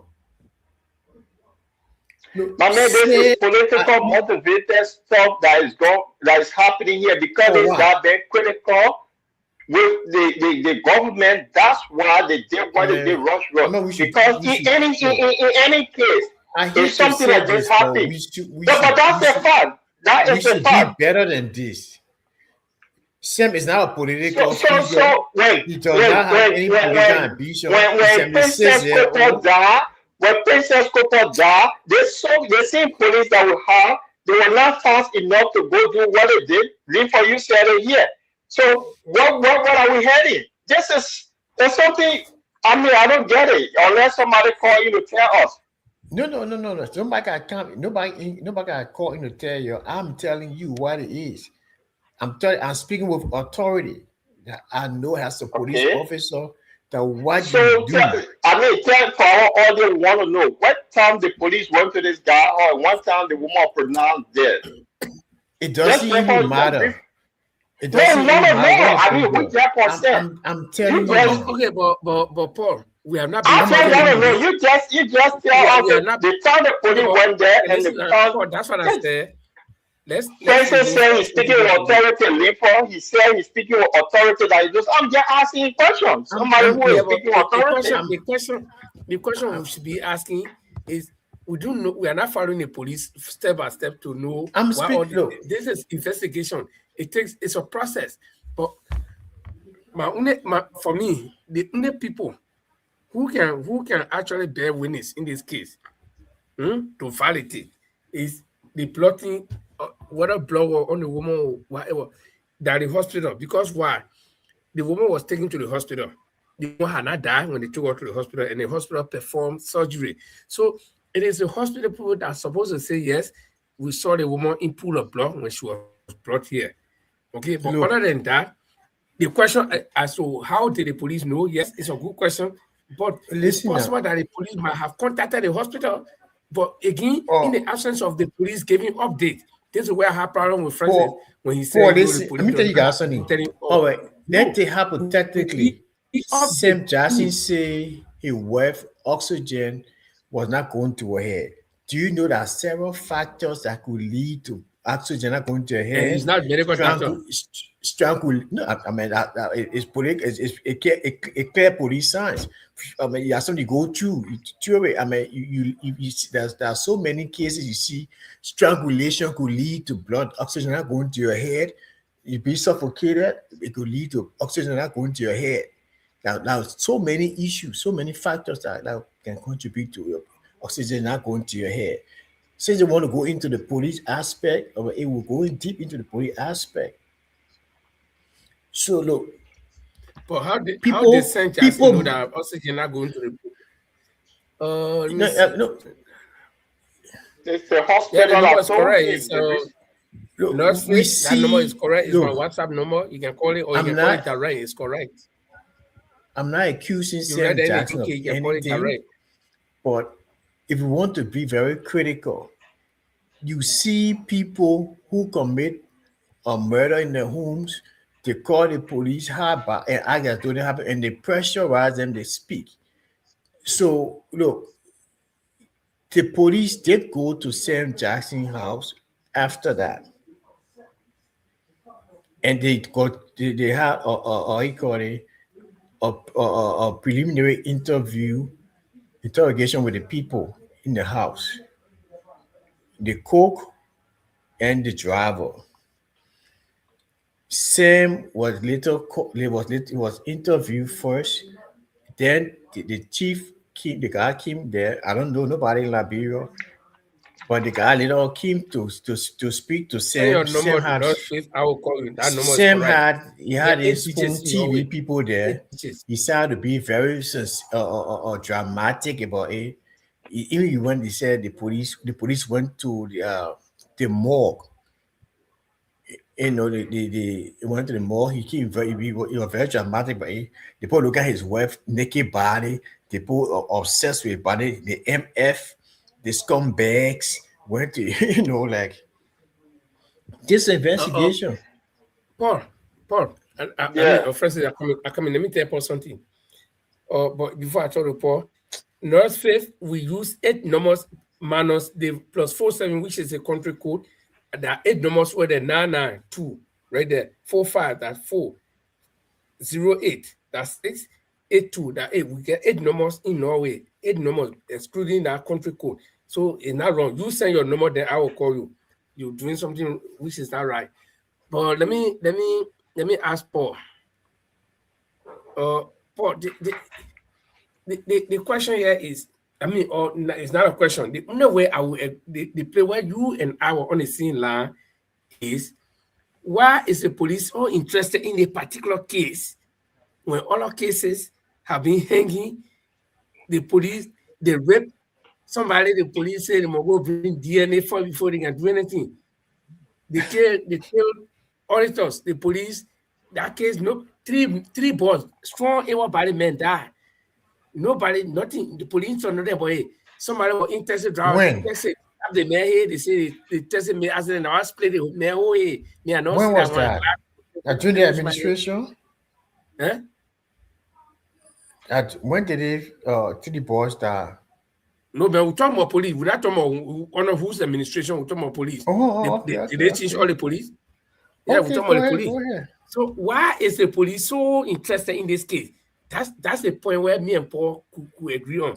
But when it comes to the technicality of the investigation, I would think that the police has the right to investigate.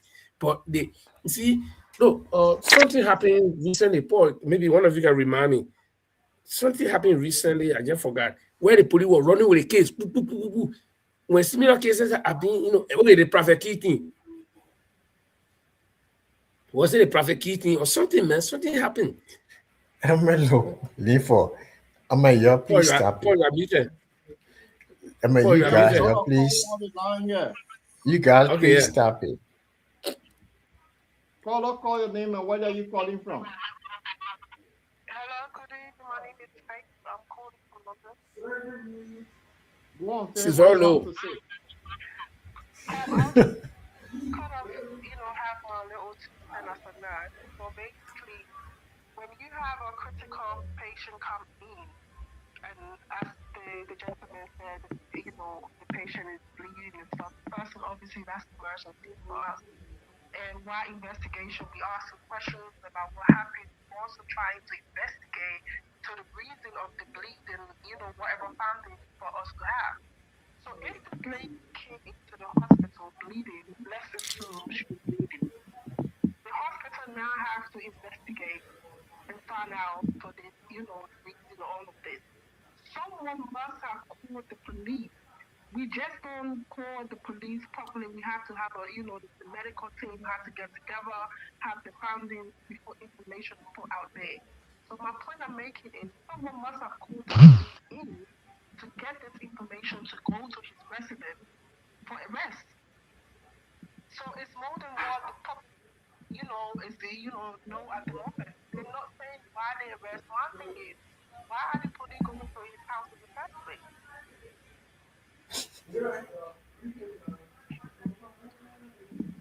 In America, you live and people die, and police don't go to people's homes. She lived in the UK. They call her, I think it's from the UK. Even the UK and some and police do not go to people's homes when the an incident originate from their home. He's asking, say when an incident happens, the police don't go to their home. Originates from the home. Originates from the home. You always want to downplay Liberia, everything. I mean, because of politics. Those guys are doing a very good job. I mean, because we have to mix everything with politics. Okay. Yeah, so what I'm saying, when there's investigation going in the hospital, obviously when it concerns, we need to do whistleblow and stuff like that. But before whistleblow, there must be evidence, investigation carried out. So in this case, Sam Jackson was, his wife is in the hospital. She just had a surgery. How did the police get this information? That is the question. So that's what the gentleman was saying, she was bleeding at the house. How did the police know about the bleeding in the house? Yeah. And that's a fair question. Faith. That's a fair question. That's a fair question. And this is where I was saying, for me, my concern is the police is mute on passing on the information to the public, because then the police, and even me, I will ask the police that question. How did you know? Because as we speak, until Francis said that, no, there were blood stain in the house and whatever. But as we speak, I don't know anything about this case other than knowing that Sam Jackson lost his wife. Okay? And why is the police so active in this case? What's wrong? Oh, look, it's not the police. I mean, it's the public. That's the interest. That's the normal police procedure. Even Ma Mary or Ma Musu, or what happened, that case happened to Peter Paul, the police will go there. There won't be the amount of press, the amount of coverage going on. What is driving the whole case in the limelight is because of the way Sam Jackson approached it, the way the television crew is helps, because he's a permanent figure. This is clear. This is just ABC. A Peter Paul who set it down. So why is it that there are several people? Wait, listen. Why is it that there are several people who die under mysterious circumstances? You cannot generalize. You can't. It's not true. Okay, but I agree that the case is politically motivated, because Sam Jackson is a political figure. I mean, a police doing it what politically motivated? Oh, but you just said it. It's a policy. I'm telling you. This is my worry. I'm telling you, this guys, is my worry. The police is doing its normal job, but the press being around and making it to be bigger than what it is. It's bigger than what the normal procedure is. But how many cases like this has the police been interested in? You see. What are you talking about?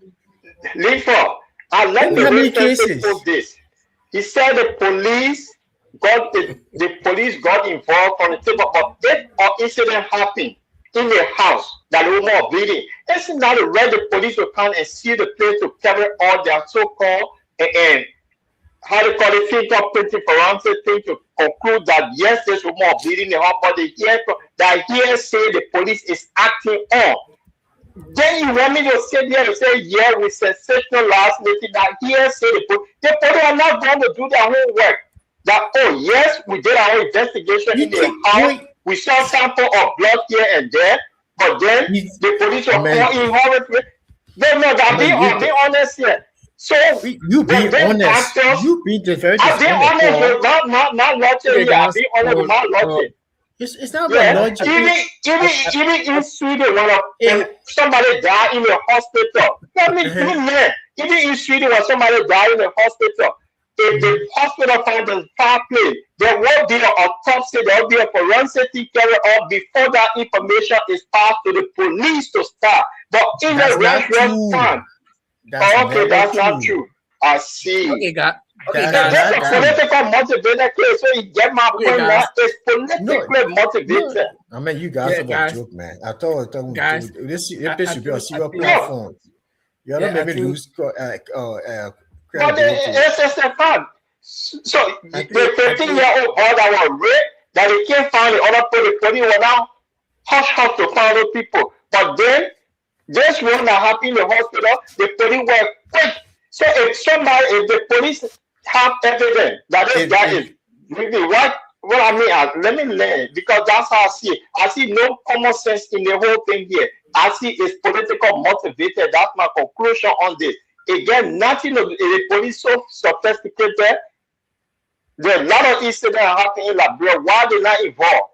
That's my point. A police report you personally to say a Paul we involved. You're not following the police. You're not following the police record. You're not following. Hold on, Francis and Paul, please hold on. I think we got serious case on here in Liberia. People crossing into our border and putting flare off. We're not talking about that one. That St. Jackson went there. The police will find they'll do that well. They found out that St. Jackson do nothing. They do not kill him, do not do nothing to him. So let's forget about that. But me, my qualm for the police is, and Francis, you know what I'm talking. The police should be able to inform us, or else we will carry out our own investigation and interpret the case anyway, and the police might not like it. That's why they are on an obligation to brief us hourly, especially on a high-profile case like this. I just told you, when 9/11 took place, I was on the TV almost 24 hours, and every day, every Rudy Giuliani was coming, the police director of the police commander in New York was coming every hour, every 30 minutes. That's what the police supposed to do in order to slow down the in windows, all of the, because everybody that do it myself, we can see an incident. We'll leave that site, we go out to our various places, we interpret it a different way, we tell the story the way we want it to be. So the police are the only people who are supposed to be informing us. But as we said, we are wrangling among ourselves. We say, oh, the police not supposed to do that. How the police got to know? Yes, those are valid questions. But if the police will come and tell us, oh, listen, we call the hospital. When the woman arrived, what her condition? The hospital said the woman was bleeding. That led us to the house, and then we won't find out that there was blood. But as we speak, there is nothing like that. The police have not told anything. So are we defending the police? Or are we speaking for the police? Or are we speaking against the police? Is there a call on the line? So you see where we are now. We can, Paul can be, talking against the police. Francis can be defending the police. I can be defending the police. I'm not defending the police. No, I'm just that's why I say you can. I'm not saying you are. I say you can. Yeah, but I'm just saying. But transition something else. Even the police come up with a statement today, Paul will have something else to say. It doesn't no. Francis, when the writing is done, I will say nothing. The fact is, if this man had issue with the police or he did something, but you take whole armed squad, I know 20 person to go arrest somebody to showcase what? Why you Francis, man? One or two persons that are born in there, do that investigation. But the one with whole armed squad, so it just show the public that on this point, I agree with you. On this point, I agree with you. Francis, I got a question for you, Francis. I'm not myself saying with the police. I got a question for you. Armed men were totally wrong. They should have gone in with the I said it from the beginning. Yeah, I'm sorry. Because but you see, the problem are you guys saying Jackson has been found guilty. No, I heard you when you said that. Exactly. From the start. The very first word after I said it long time ago. The way the police move, and then Paul becomes 50 or 60, 70% right when you say this is politically motivated, because you just going to I'm not seeing investigative police, you carrying gun. So your presence with the gun intimidates a man. That alone will intimidate a man. That's why you got a CRD, you got all the police intelligence unit that will go and call a man. Here in Norway, let me tell you, if anything happen, I know the same thing in Sweden, anything happen, is that 2 or 4 police people on the ground, and Francis and myself are fighting, and the police people come, 2 of the police will go with Francis, 2 of the police will go with me to separate locations. They do the investigation. When they finish with all, they will let us stand alone, and then the 4 police will come together and meet and discuss what they have gathered from the investigation. They not intimidate, nobody get gone. And our police, other issue in their car, the men are not carrying nothing, intimidating you, no. But the men were there, the men grieving. Then even if you suspect any foul play, you carry all the armed men. What is the motive?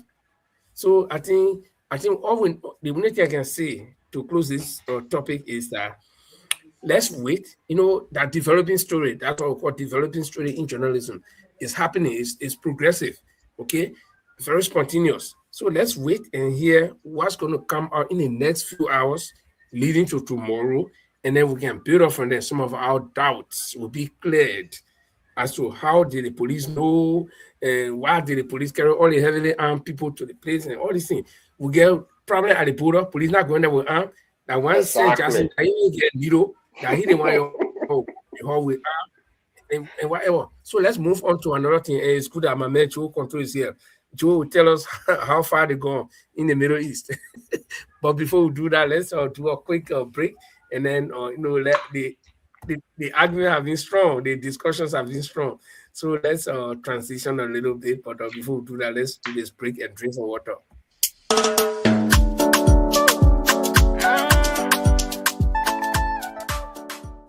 In a world drowning in noise, where sound bites replace substance, there's a voice cutting through the chaos. Audience with the Lord Chola Play conversation, where Liberians and global citizens tackle the questions we're afraid to ask. Every Sunday at 8 p.m. UK and Liberian time, and 9 p.m. Central European time, Audience with Lord Chola Play. On the Bottom Line, Liberia explores the issues that keep you up at night. Democracy's future in the age of misinformation. Economic systems that serve people, not just profits. Technology reshaping our lives. Reconciliation, development, and the crisis of meaning in modern Liberia. No easy answers, no tribalism, just intellectual courage, genuine curiosity, and the willingness to wrestle with complexity together. This is for Liberians who refuse to shrink their thinking, who believe nuance is wisdom, who are ready to remember how to think, not just what to think. Audience with the Lord Cholo Play Show. Sunday, 8 p.m. Liberian time. Subscribe now. Join the conversation on the Bottom Line Liberia, because the questions that matter most are the ones we're brave enough to ask.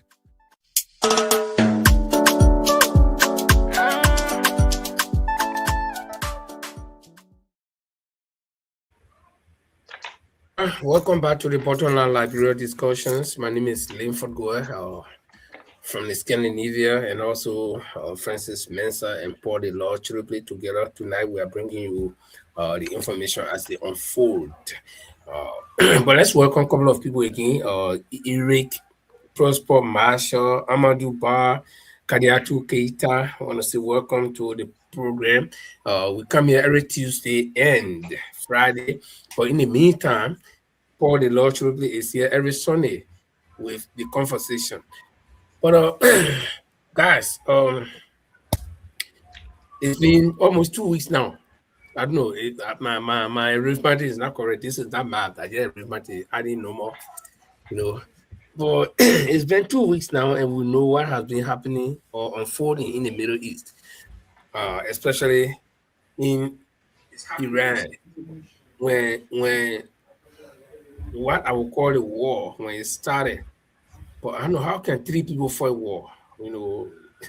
I'm still confused. 3 people fighting war, 2 against 1. When it started, the momentum was very hard, man.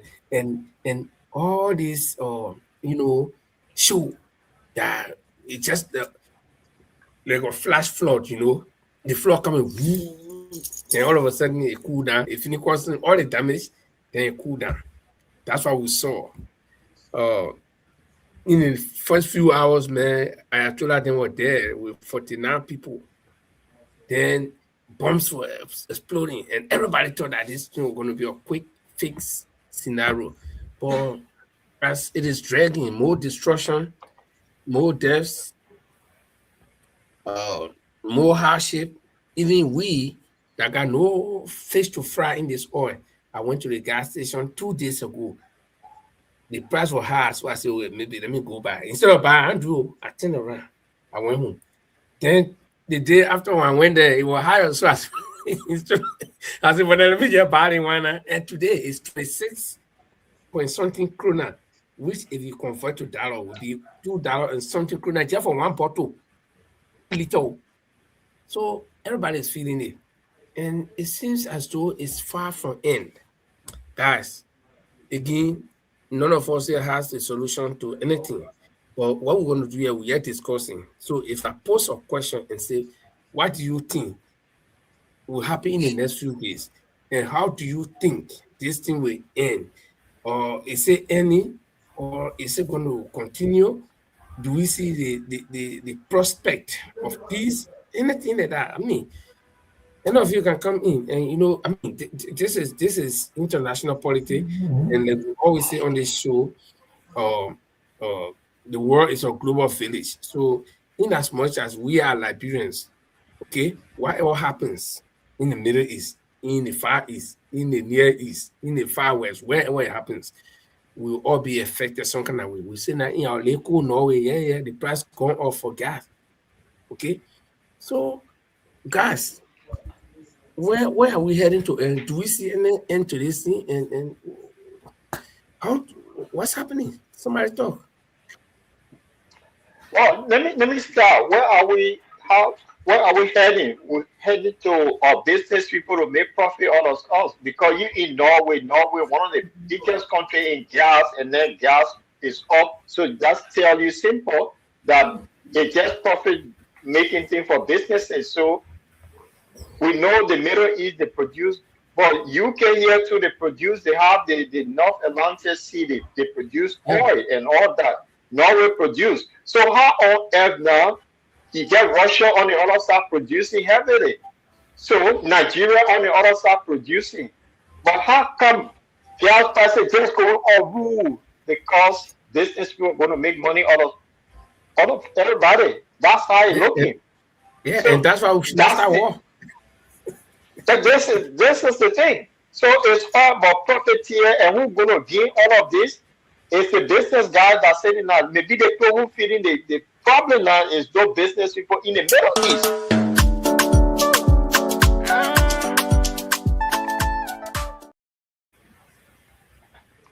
It's a wrong button. Sorry, guys. Yeah, and Paul, you are right. I think this is business tactic. Or the people always look for opportunities, small crisis, the small window of crisis, and then they will say, okay, yes. And there is no reason why we should be going to the pump in Norway and seeing that price hike. We sell oil, we're producing it and selling it. I get rest farm. Then the people are selling the rest to me and they get the same price. I can go buy my own, I'm gonna buy my own rice.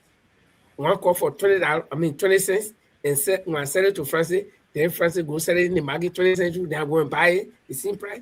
So that's it. And the question here is, it's affecting everybody, right? But are we going to be like this all the time? And the way the situation is, do we see any end, any time in the future? Because the reason I'm asking the question, both sides seem to be adamant. The Iranians say, well, we didn't start the war. You started, and we finished removing our glove. We throw raw punch. Your account, we're ready. When they ask the Iranian foreign minister, the people bringing ground through, are you afraid? He said, no, waiting for them. So it means that they are ready. And then somewhere I was reading, they said the Pentagon is approving that they will actually send ground troops. So it means that we're in a long haul if all of those happen. So, before friends they come in me up, when we was kid, we used to watch a thing called the Delta Force with how they call him, Chuck Norris and all that. Yeah, so then on the other side you have Sylvester Stallone.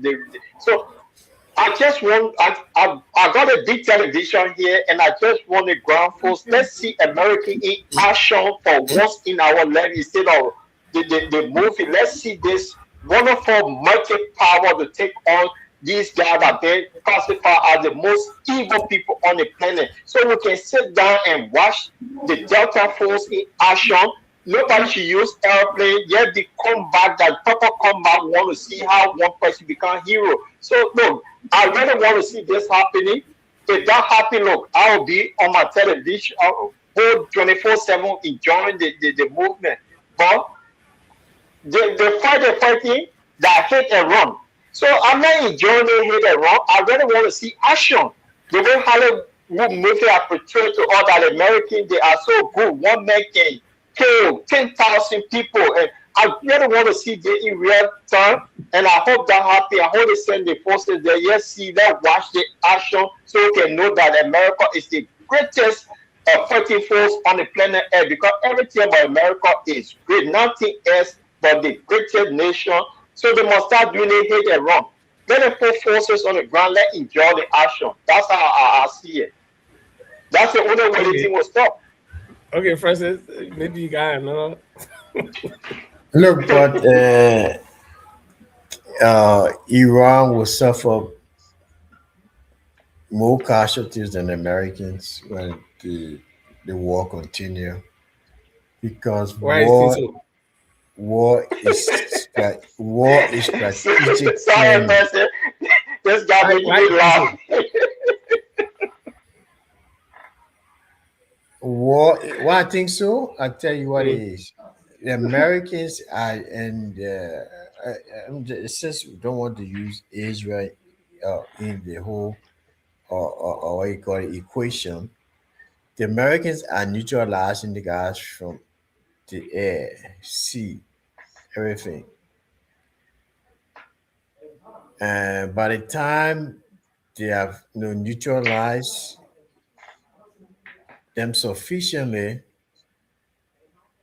the street to street combat will help the Americans. The miss America will suffer casualties.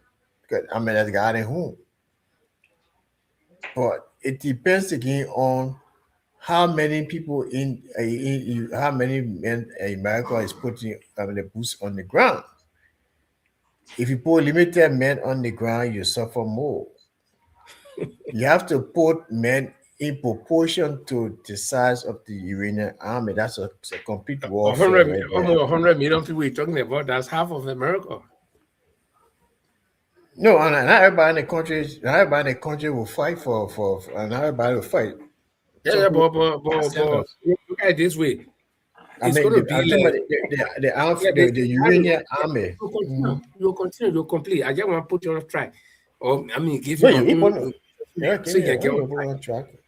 Yeah, the scenario would be like, the scenario would be like America against Iran. So nobody will sit down in Iran and put their hand between their legs and think that Americans are coming to save them. So continue. No, I mean that's a different ideology, a different thought process that American will save, because they got people on the ground already thinking that way, that American coming to save them. So I think what Americans going to do, learning from experience from Iraq, what you call it, Afghanistan, they have to put men equally in terms of number. America has a number to put men on the ground in the bush. There will be a lot of what you call it, snappers here and there. So America has to have men on the ground to equally repel it, like the Israelis. I mean, our Israel did in Gaza. So if you have to have equal number of men on the ground. Yeah, so Okay. Otherwise America will win. Let me say something quickly before. No, so Alfonso, the thing here is simple. America have the greatest army on the planet ever. We all know that. So they hit and run. They are fed up with the hit and run. And Francis said that they want to utilize everything. Great. Put people on the ground. Let enjoy the fight, because the thing here, we got to teach these terrorists how. Let enjoy the fight. You stop doing the hit and run. That's what I'm saying. So saying that people are so bad, you hit then you run. You hit then you run. put people on the ground, start bombing schools or little children. You get on the ground, let men fight, let's see the thing how it ends. That's what I want to see. So my brother, don't laugh at me. Say, I just want to see this the combat thing that will long them watch for small. That Rambo can go and capture whole city. Send the people. You remember that show, Combat, Vic Morrow? Yeah, that's James Morrow. So all the Vic Morrow. Yeah, exactly. Let me We really want to see this, my brother. Yeah, let me just give my little input. No, let me tell you. You know, I got friends in the security force in America, and the guy was the first person who sent me the picture of the Ayatollah when he died, when they were lifting that platform over him, and they can't believe that America is God. Well, of course, he's in the security, right? The guy believes that America is God. No. When the guy, if our Iranian, our in the Iranian army, the first day guy talked to me, I'm going to resign, I'm going to run away. Because it seemed like the guy created a picture that Iran was doomed, and after the death of the Ayatollah, America and Israel, they're going to crush all the people in Iran, and Iran will finish, and America will take Iran and administer it. No, you come around the country making all the talks. I'm pro-American. My country, Liberia, is American colony, the only American colony in Africa. All of us are American by heart. Here, even at work, all my friends call me American. I'm pure American, and I will continue to repeat this thing over and over. But when we profess to be the superpower of the world, and every small little conflict we want to be inside, sometimes you don't know where your disgrace will come from. No, the breeze that can disgrace the chicken, it can't come from the front. It can come from behind. It will open the pot. The fellow to the pot, it will open the wire. It disgrace it. And it's hard to talk some of these things sometimes. But again, I'm talking as individual. That's just me. American, D5 to American talking. So let me tell you,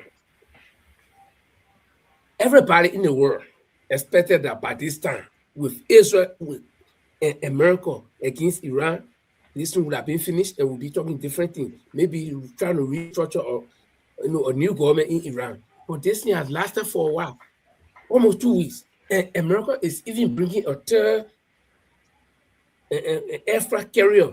What does that tell anybody? Those of you who stating that America is stronger than God on the battlefront, what does that tell you? Somebody is sustaining casualty. Somebody is sustaining damage. A lot of damage is going on. But you know, we stay. It's like I'll go back again. It's the Christians still standing there waiting for someone like Jesus Christ who can save them. They still don't get it out that there is nothing like one God anywhere. There's no you are God by yourself. Do something. Come to the realization that America is powerful, but they cannot win everywhere. They have come to this point 2 weeks. Yeah. And then you want to extend it to maybe 1 year. Look at your past. Go to Afghanistan. You spent 20 years. You ran away. You went to Vietnam. The poor fortune they were making traps, setting traps to catch you. They didn't get gone, nothing. They were using bow and arrow. You did not win them. You did not wipe out all of them. You ran away. So why people still believe that this America, our America, is some kind of God when it comes to war? Yes, you get a sophistication. But my friend, other people get a sophistication. Who knew that Iran would even send bomb? Why we can't come to the realization? It's a simple thing. But if we continue to live under the illusion, oh yes, yes, you get a weapon. But you cannot fight in somebody's home and win them. My friend, you come to my home with gun, I get knife. You know where I'll take my knife from. So this thing, for me, what I know that war is not good. There is no need for one American soldier dying on the front to prove nothing. So you expect Jesus Christ to come to tell you, you expect God to come to tell you, there is no gospel about this thing. War is not good. There is no need to fight a war that even if you win, you will not get anything. Is it the oil or why are we looking for as Americans? What are we looking for? Now I'm talking, maybe people will not like it. And I'm sorry if I say anything wrong, but it's just me because I will not fight that kind of war. It's hard to say, Joe Conto, you know, you are in this thing, and I'm sorry that I always call your name. You are in my man. You are in anything. You know what I'm talking about.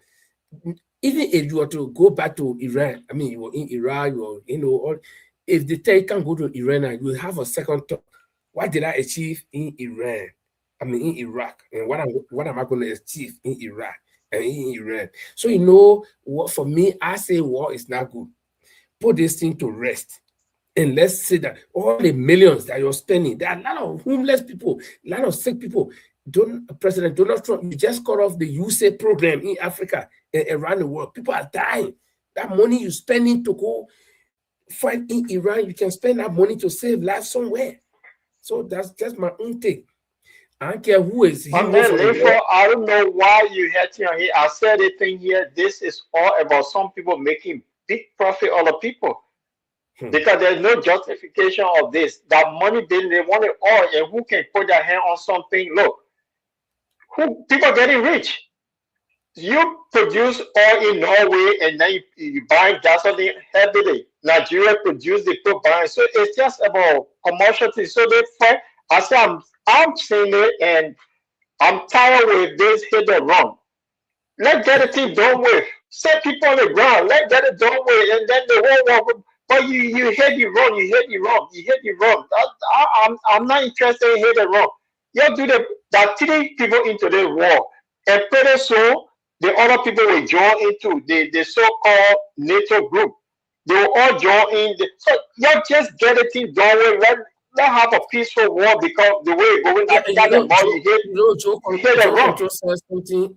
Joe says something here which is very important, and we can look at it. He's saying that there is a motive for fighting war, and you don't have to win physically on the battlefront, but once that motive is achieved, you win. Yeah. But the question is, when you fighting that motive, I'm yet to know the motive why America combined with Israel went to Iran. Okay, you say Iran a terrorist country. You kill the leader, the man who was the terrorist. The leader is dead. So what more do you want? But Israel want, they should be the only power in the region. That's their motive. Nobody else should be. And Iran is a threat to them. America on the other side, they want to get their hand on the Iranian oil. So that's the motive. So all of these things, the agenda is set. See, it's set. That's all about money. I'll play one video. Let's see whether the America is actually winning. Let me play Joe said it. It's not about win, but the motive will have to be set, and that the motive they aiming at. America get their hand on the oil, and then Israel become powerful. Yeah, this video will tell you about the motive. This video will tell you about the motive. Sorry.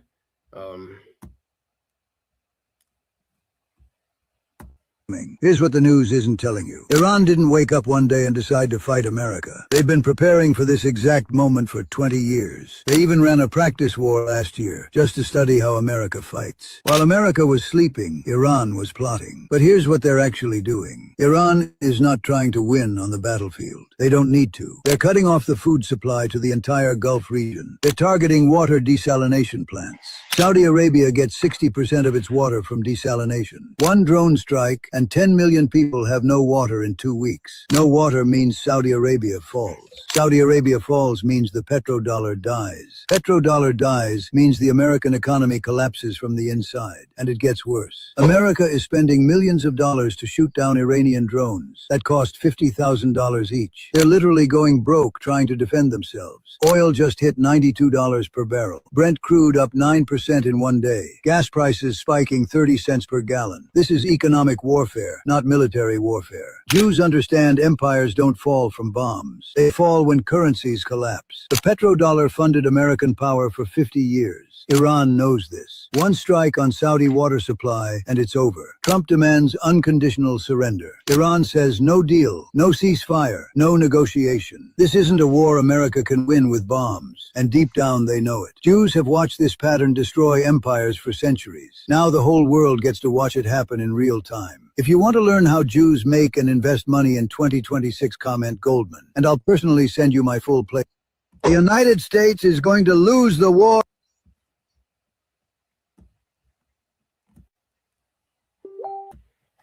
The same thing we're talking. It's all about money, and it's all about somebody wanting to have power. So in this process, who is the real winner? What do you, because Iran, that you heard the guy, Iran does not want to win because Iran know they were going to, in fact, this war came on there. They did not say we're going to fight war to win. They only fighting for survival. And in that same period, they will do anything to weaken the people who brought the war on them. And then the people who brought the war will want to achieve a mission. And Iran is saying, well, bring it on. We're ready. We'll go for all. We are the underdogs. Iran got nothing to lose. The only thing they got to lose their life. Okay? And so they are saying, well, we'll continue. We'll fight with your kind. We're ready. Without drawing back, because what? It will draw back. You'll come back the next time. So it's like killing your kill. All will finish. No more Iran. But your kind will not stopping. And who makes the money? The petrodollar. According to the mayor, the petrodollar is getting weaker by the day. People are switching to other places for oil. Russia will be gaining. Russia will be selling her oil now. They will be the, as long as the Hormuz Strait is locked down. You know, a lot of things. So for me, that's what I said. I don't see the necessity of war. There is no reason because no clear winner. Nobody will win war and start walking and say, I want totally no. Right. Thank you, Linford. I think we should close the show. And because of that, what Donald Trump is showing other people, Guinea going to invade Liberia too because we don't have army. So based on that too, it will be another thing that we should be mindful of. Maybe it's something that we'll be looking at too. So this time, if you get power more than somebody, you just go for them. So guys, on that note, that's how I see it. Everybody have their interest. And but Francis, Joseph I just didn't said hear it anything on this topic. No, actually, I got distracted because of an interview that was going on in relation to Sam Jackson case by the police spokesperson. Oh yeah. Okay. Yes. Yeah. So that was, So any latest other than what we discussed about police discovering blood stain or whatever? the investigation is still ongoing. Okay, thank you. Well, guys, that's it. Joe Control, I know I'm a civilian, you are military, then we look at things from the, especially when it comes to military, we look at things from different perspectives. And but what we do here is we lay the cards on the table and we all look at it. Okay, like I usually say, if I show this mouse on the screen, this is my own mouse, and I say everybody else should describe it. We all describe it different way.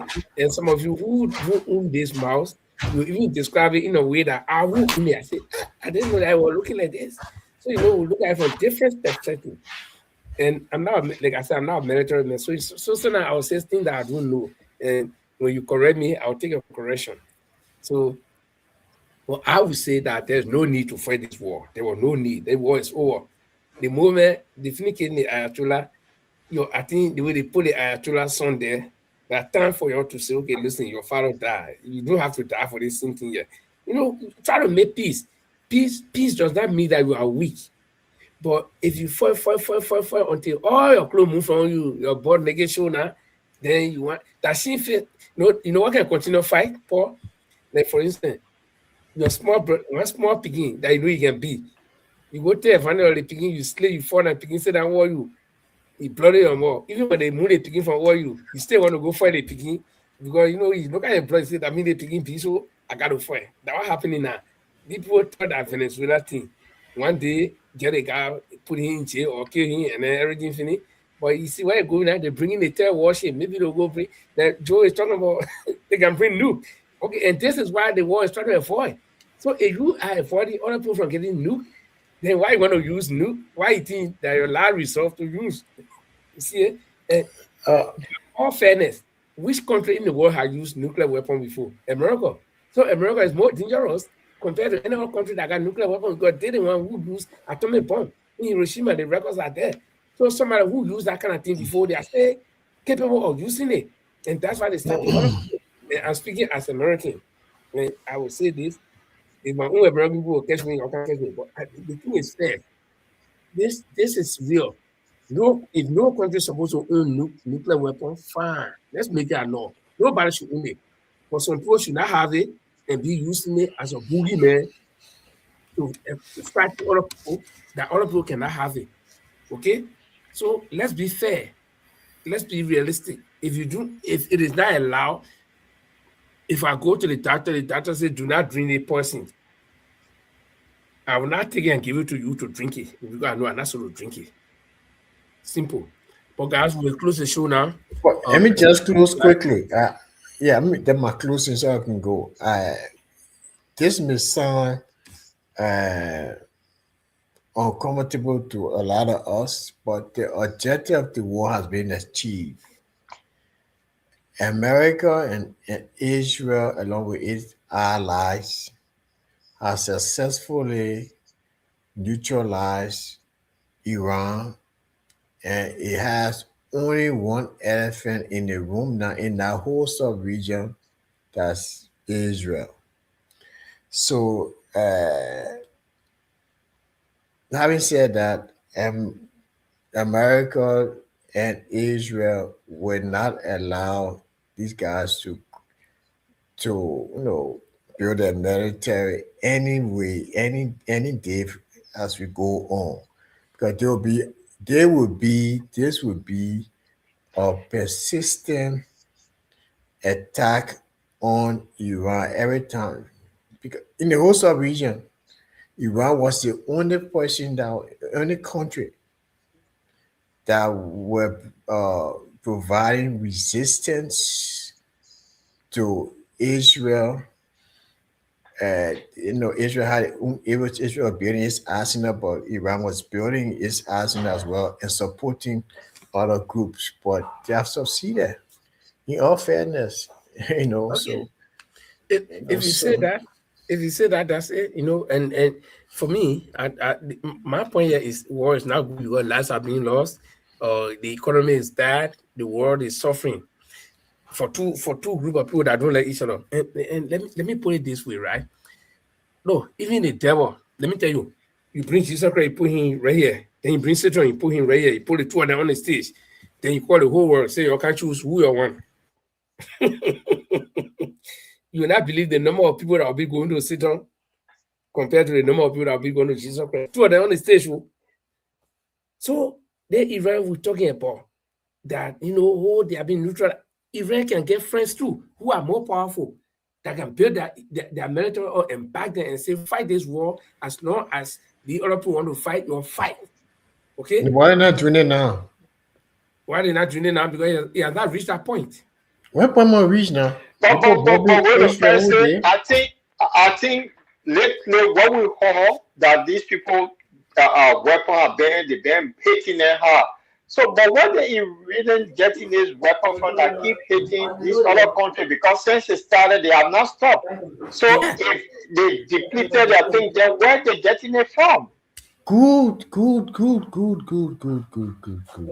Beautiful. I just watching a documentary on DW English, Deutsche Welle English. Yeah, the English on the TV. Iran, prior to this bombing thing, Iran built these very cheap, what do you call it, drones. So Iran is basically using drones. They have created. It's just like I want to say, creating motorcycle. Because they got people to that train a lot of people, scientists or what you call it, engineers to build the advantage. And you see the advantage. So despite the war, Iran do not have missiles again like that. But they're using drones. The United States is the most powerful country. We know it. That you got to repeat it. Everybody know. I've done research. We all know They're But using power. they're Look, using you can be the drones giant. now. David can kill Goliath. You can be the giant. But And that's before that the thing here.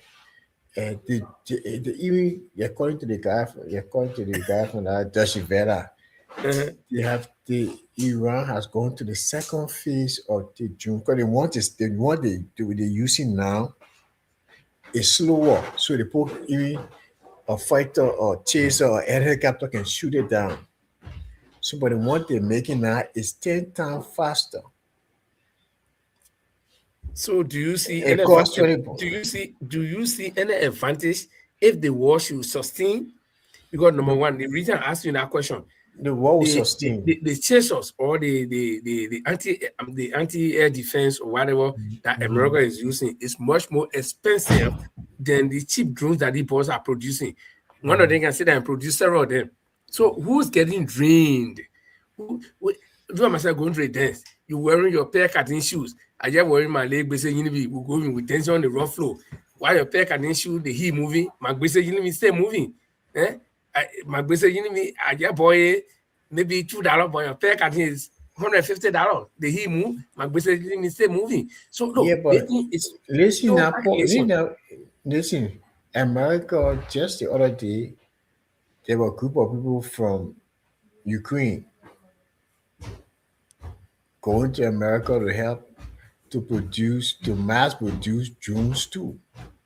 They And want the Ukraine can people to produce their sell. own drone. Look, No, brother, let me tell you. no. They're using the drones Let's not in encourage this Ukraine. thing. Let's not encourage this thing. I am saying, no, the first thing, America is fighting outside. You got the manpower you carry. They ain't a farm there. You gotta be feeding them. Iranian, they get a farm, they get that vegetable farm, they can eat.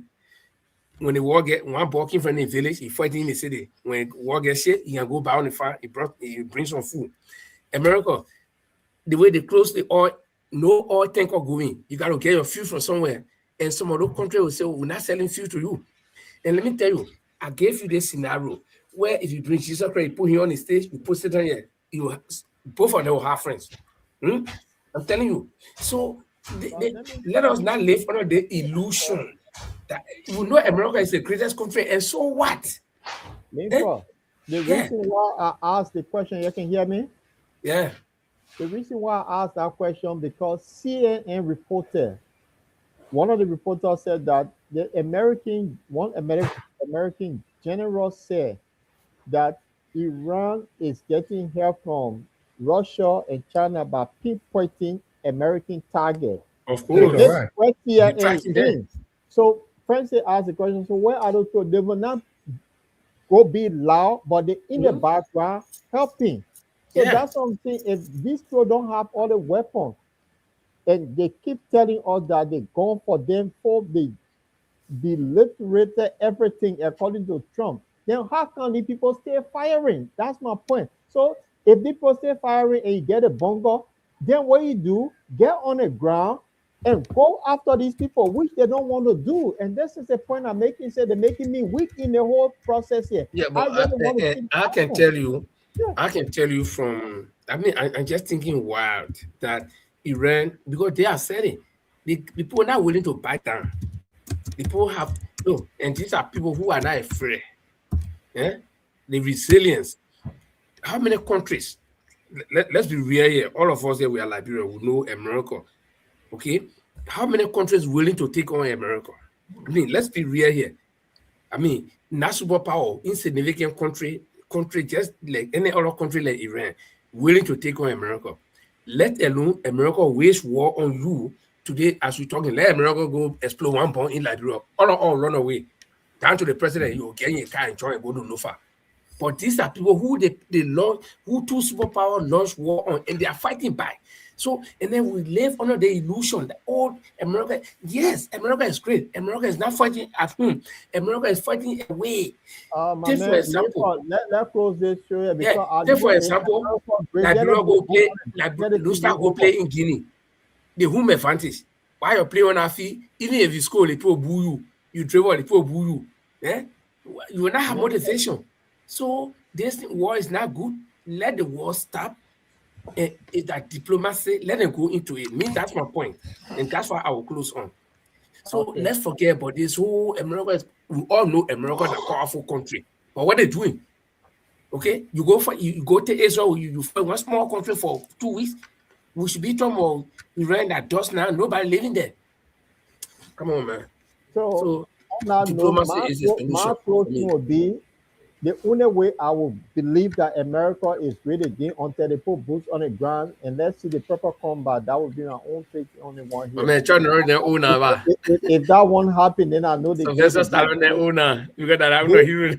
Because on the other side, I mean, the Vietnamese will say they are the greatest because they defeated America in war. So let's see the combat. And so I will guys. call it, man. Guys, yeah, the time is fast spent. We've been here 2.5 hours now. We need to go. And Joe Control, like I said, I will try to stay on Facebook, Joe. I will call you now. So guys, that's it. And we're gonna be Paul is gonna be here on Sunday with the conversation. And the Bottomline Library will be here on Tuesday. So make it your business. For those of you joining on the first time today, we want to say thank you very much for coming. And we hope to see you. Amadou Ba, you are one of the new people here. Kadiatu Keita, also Eric Prosper Marshall. We want to see you guys. Nurse Faith, you right there next to Paul. So you got to be a Precious Tour, Darius Peter, and the rest of you guys whose names I cannot mention now. We want to see you here next week on Tuesday, same time, same place. The same crew is going to be here. Maybe to bring you some new development when it comes to the Saint Jackson wife issue. Liberia is a very interesting place. And don't forget that Liberia, the Guinean people into Liberia, they were incursion into Liberia, they planted that flag. And we hope to see what our government will do on the diplomatic side as well as on the military side, because our military people involved. So thank you, and we want to say goodbye, and this is how we leave you.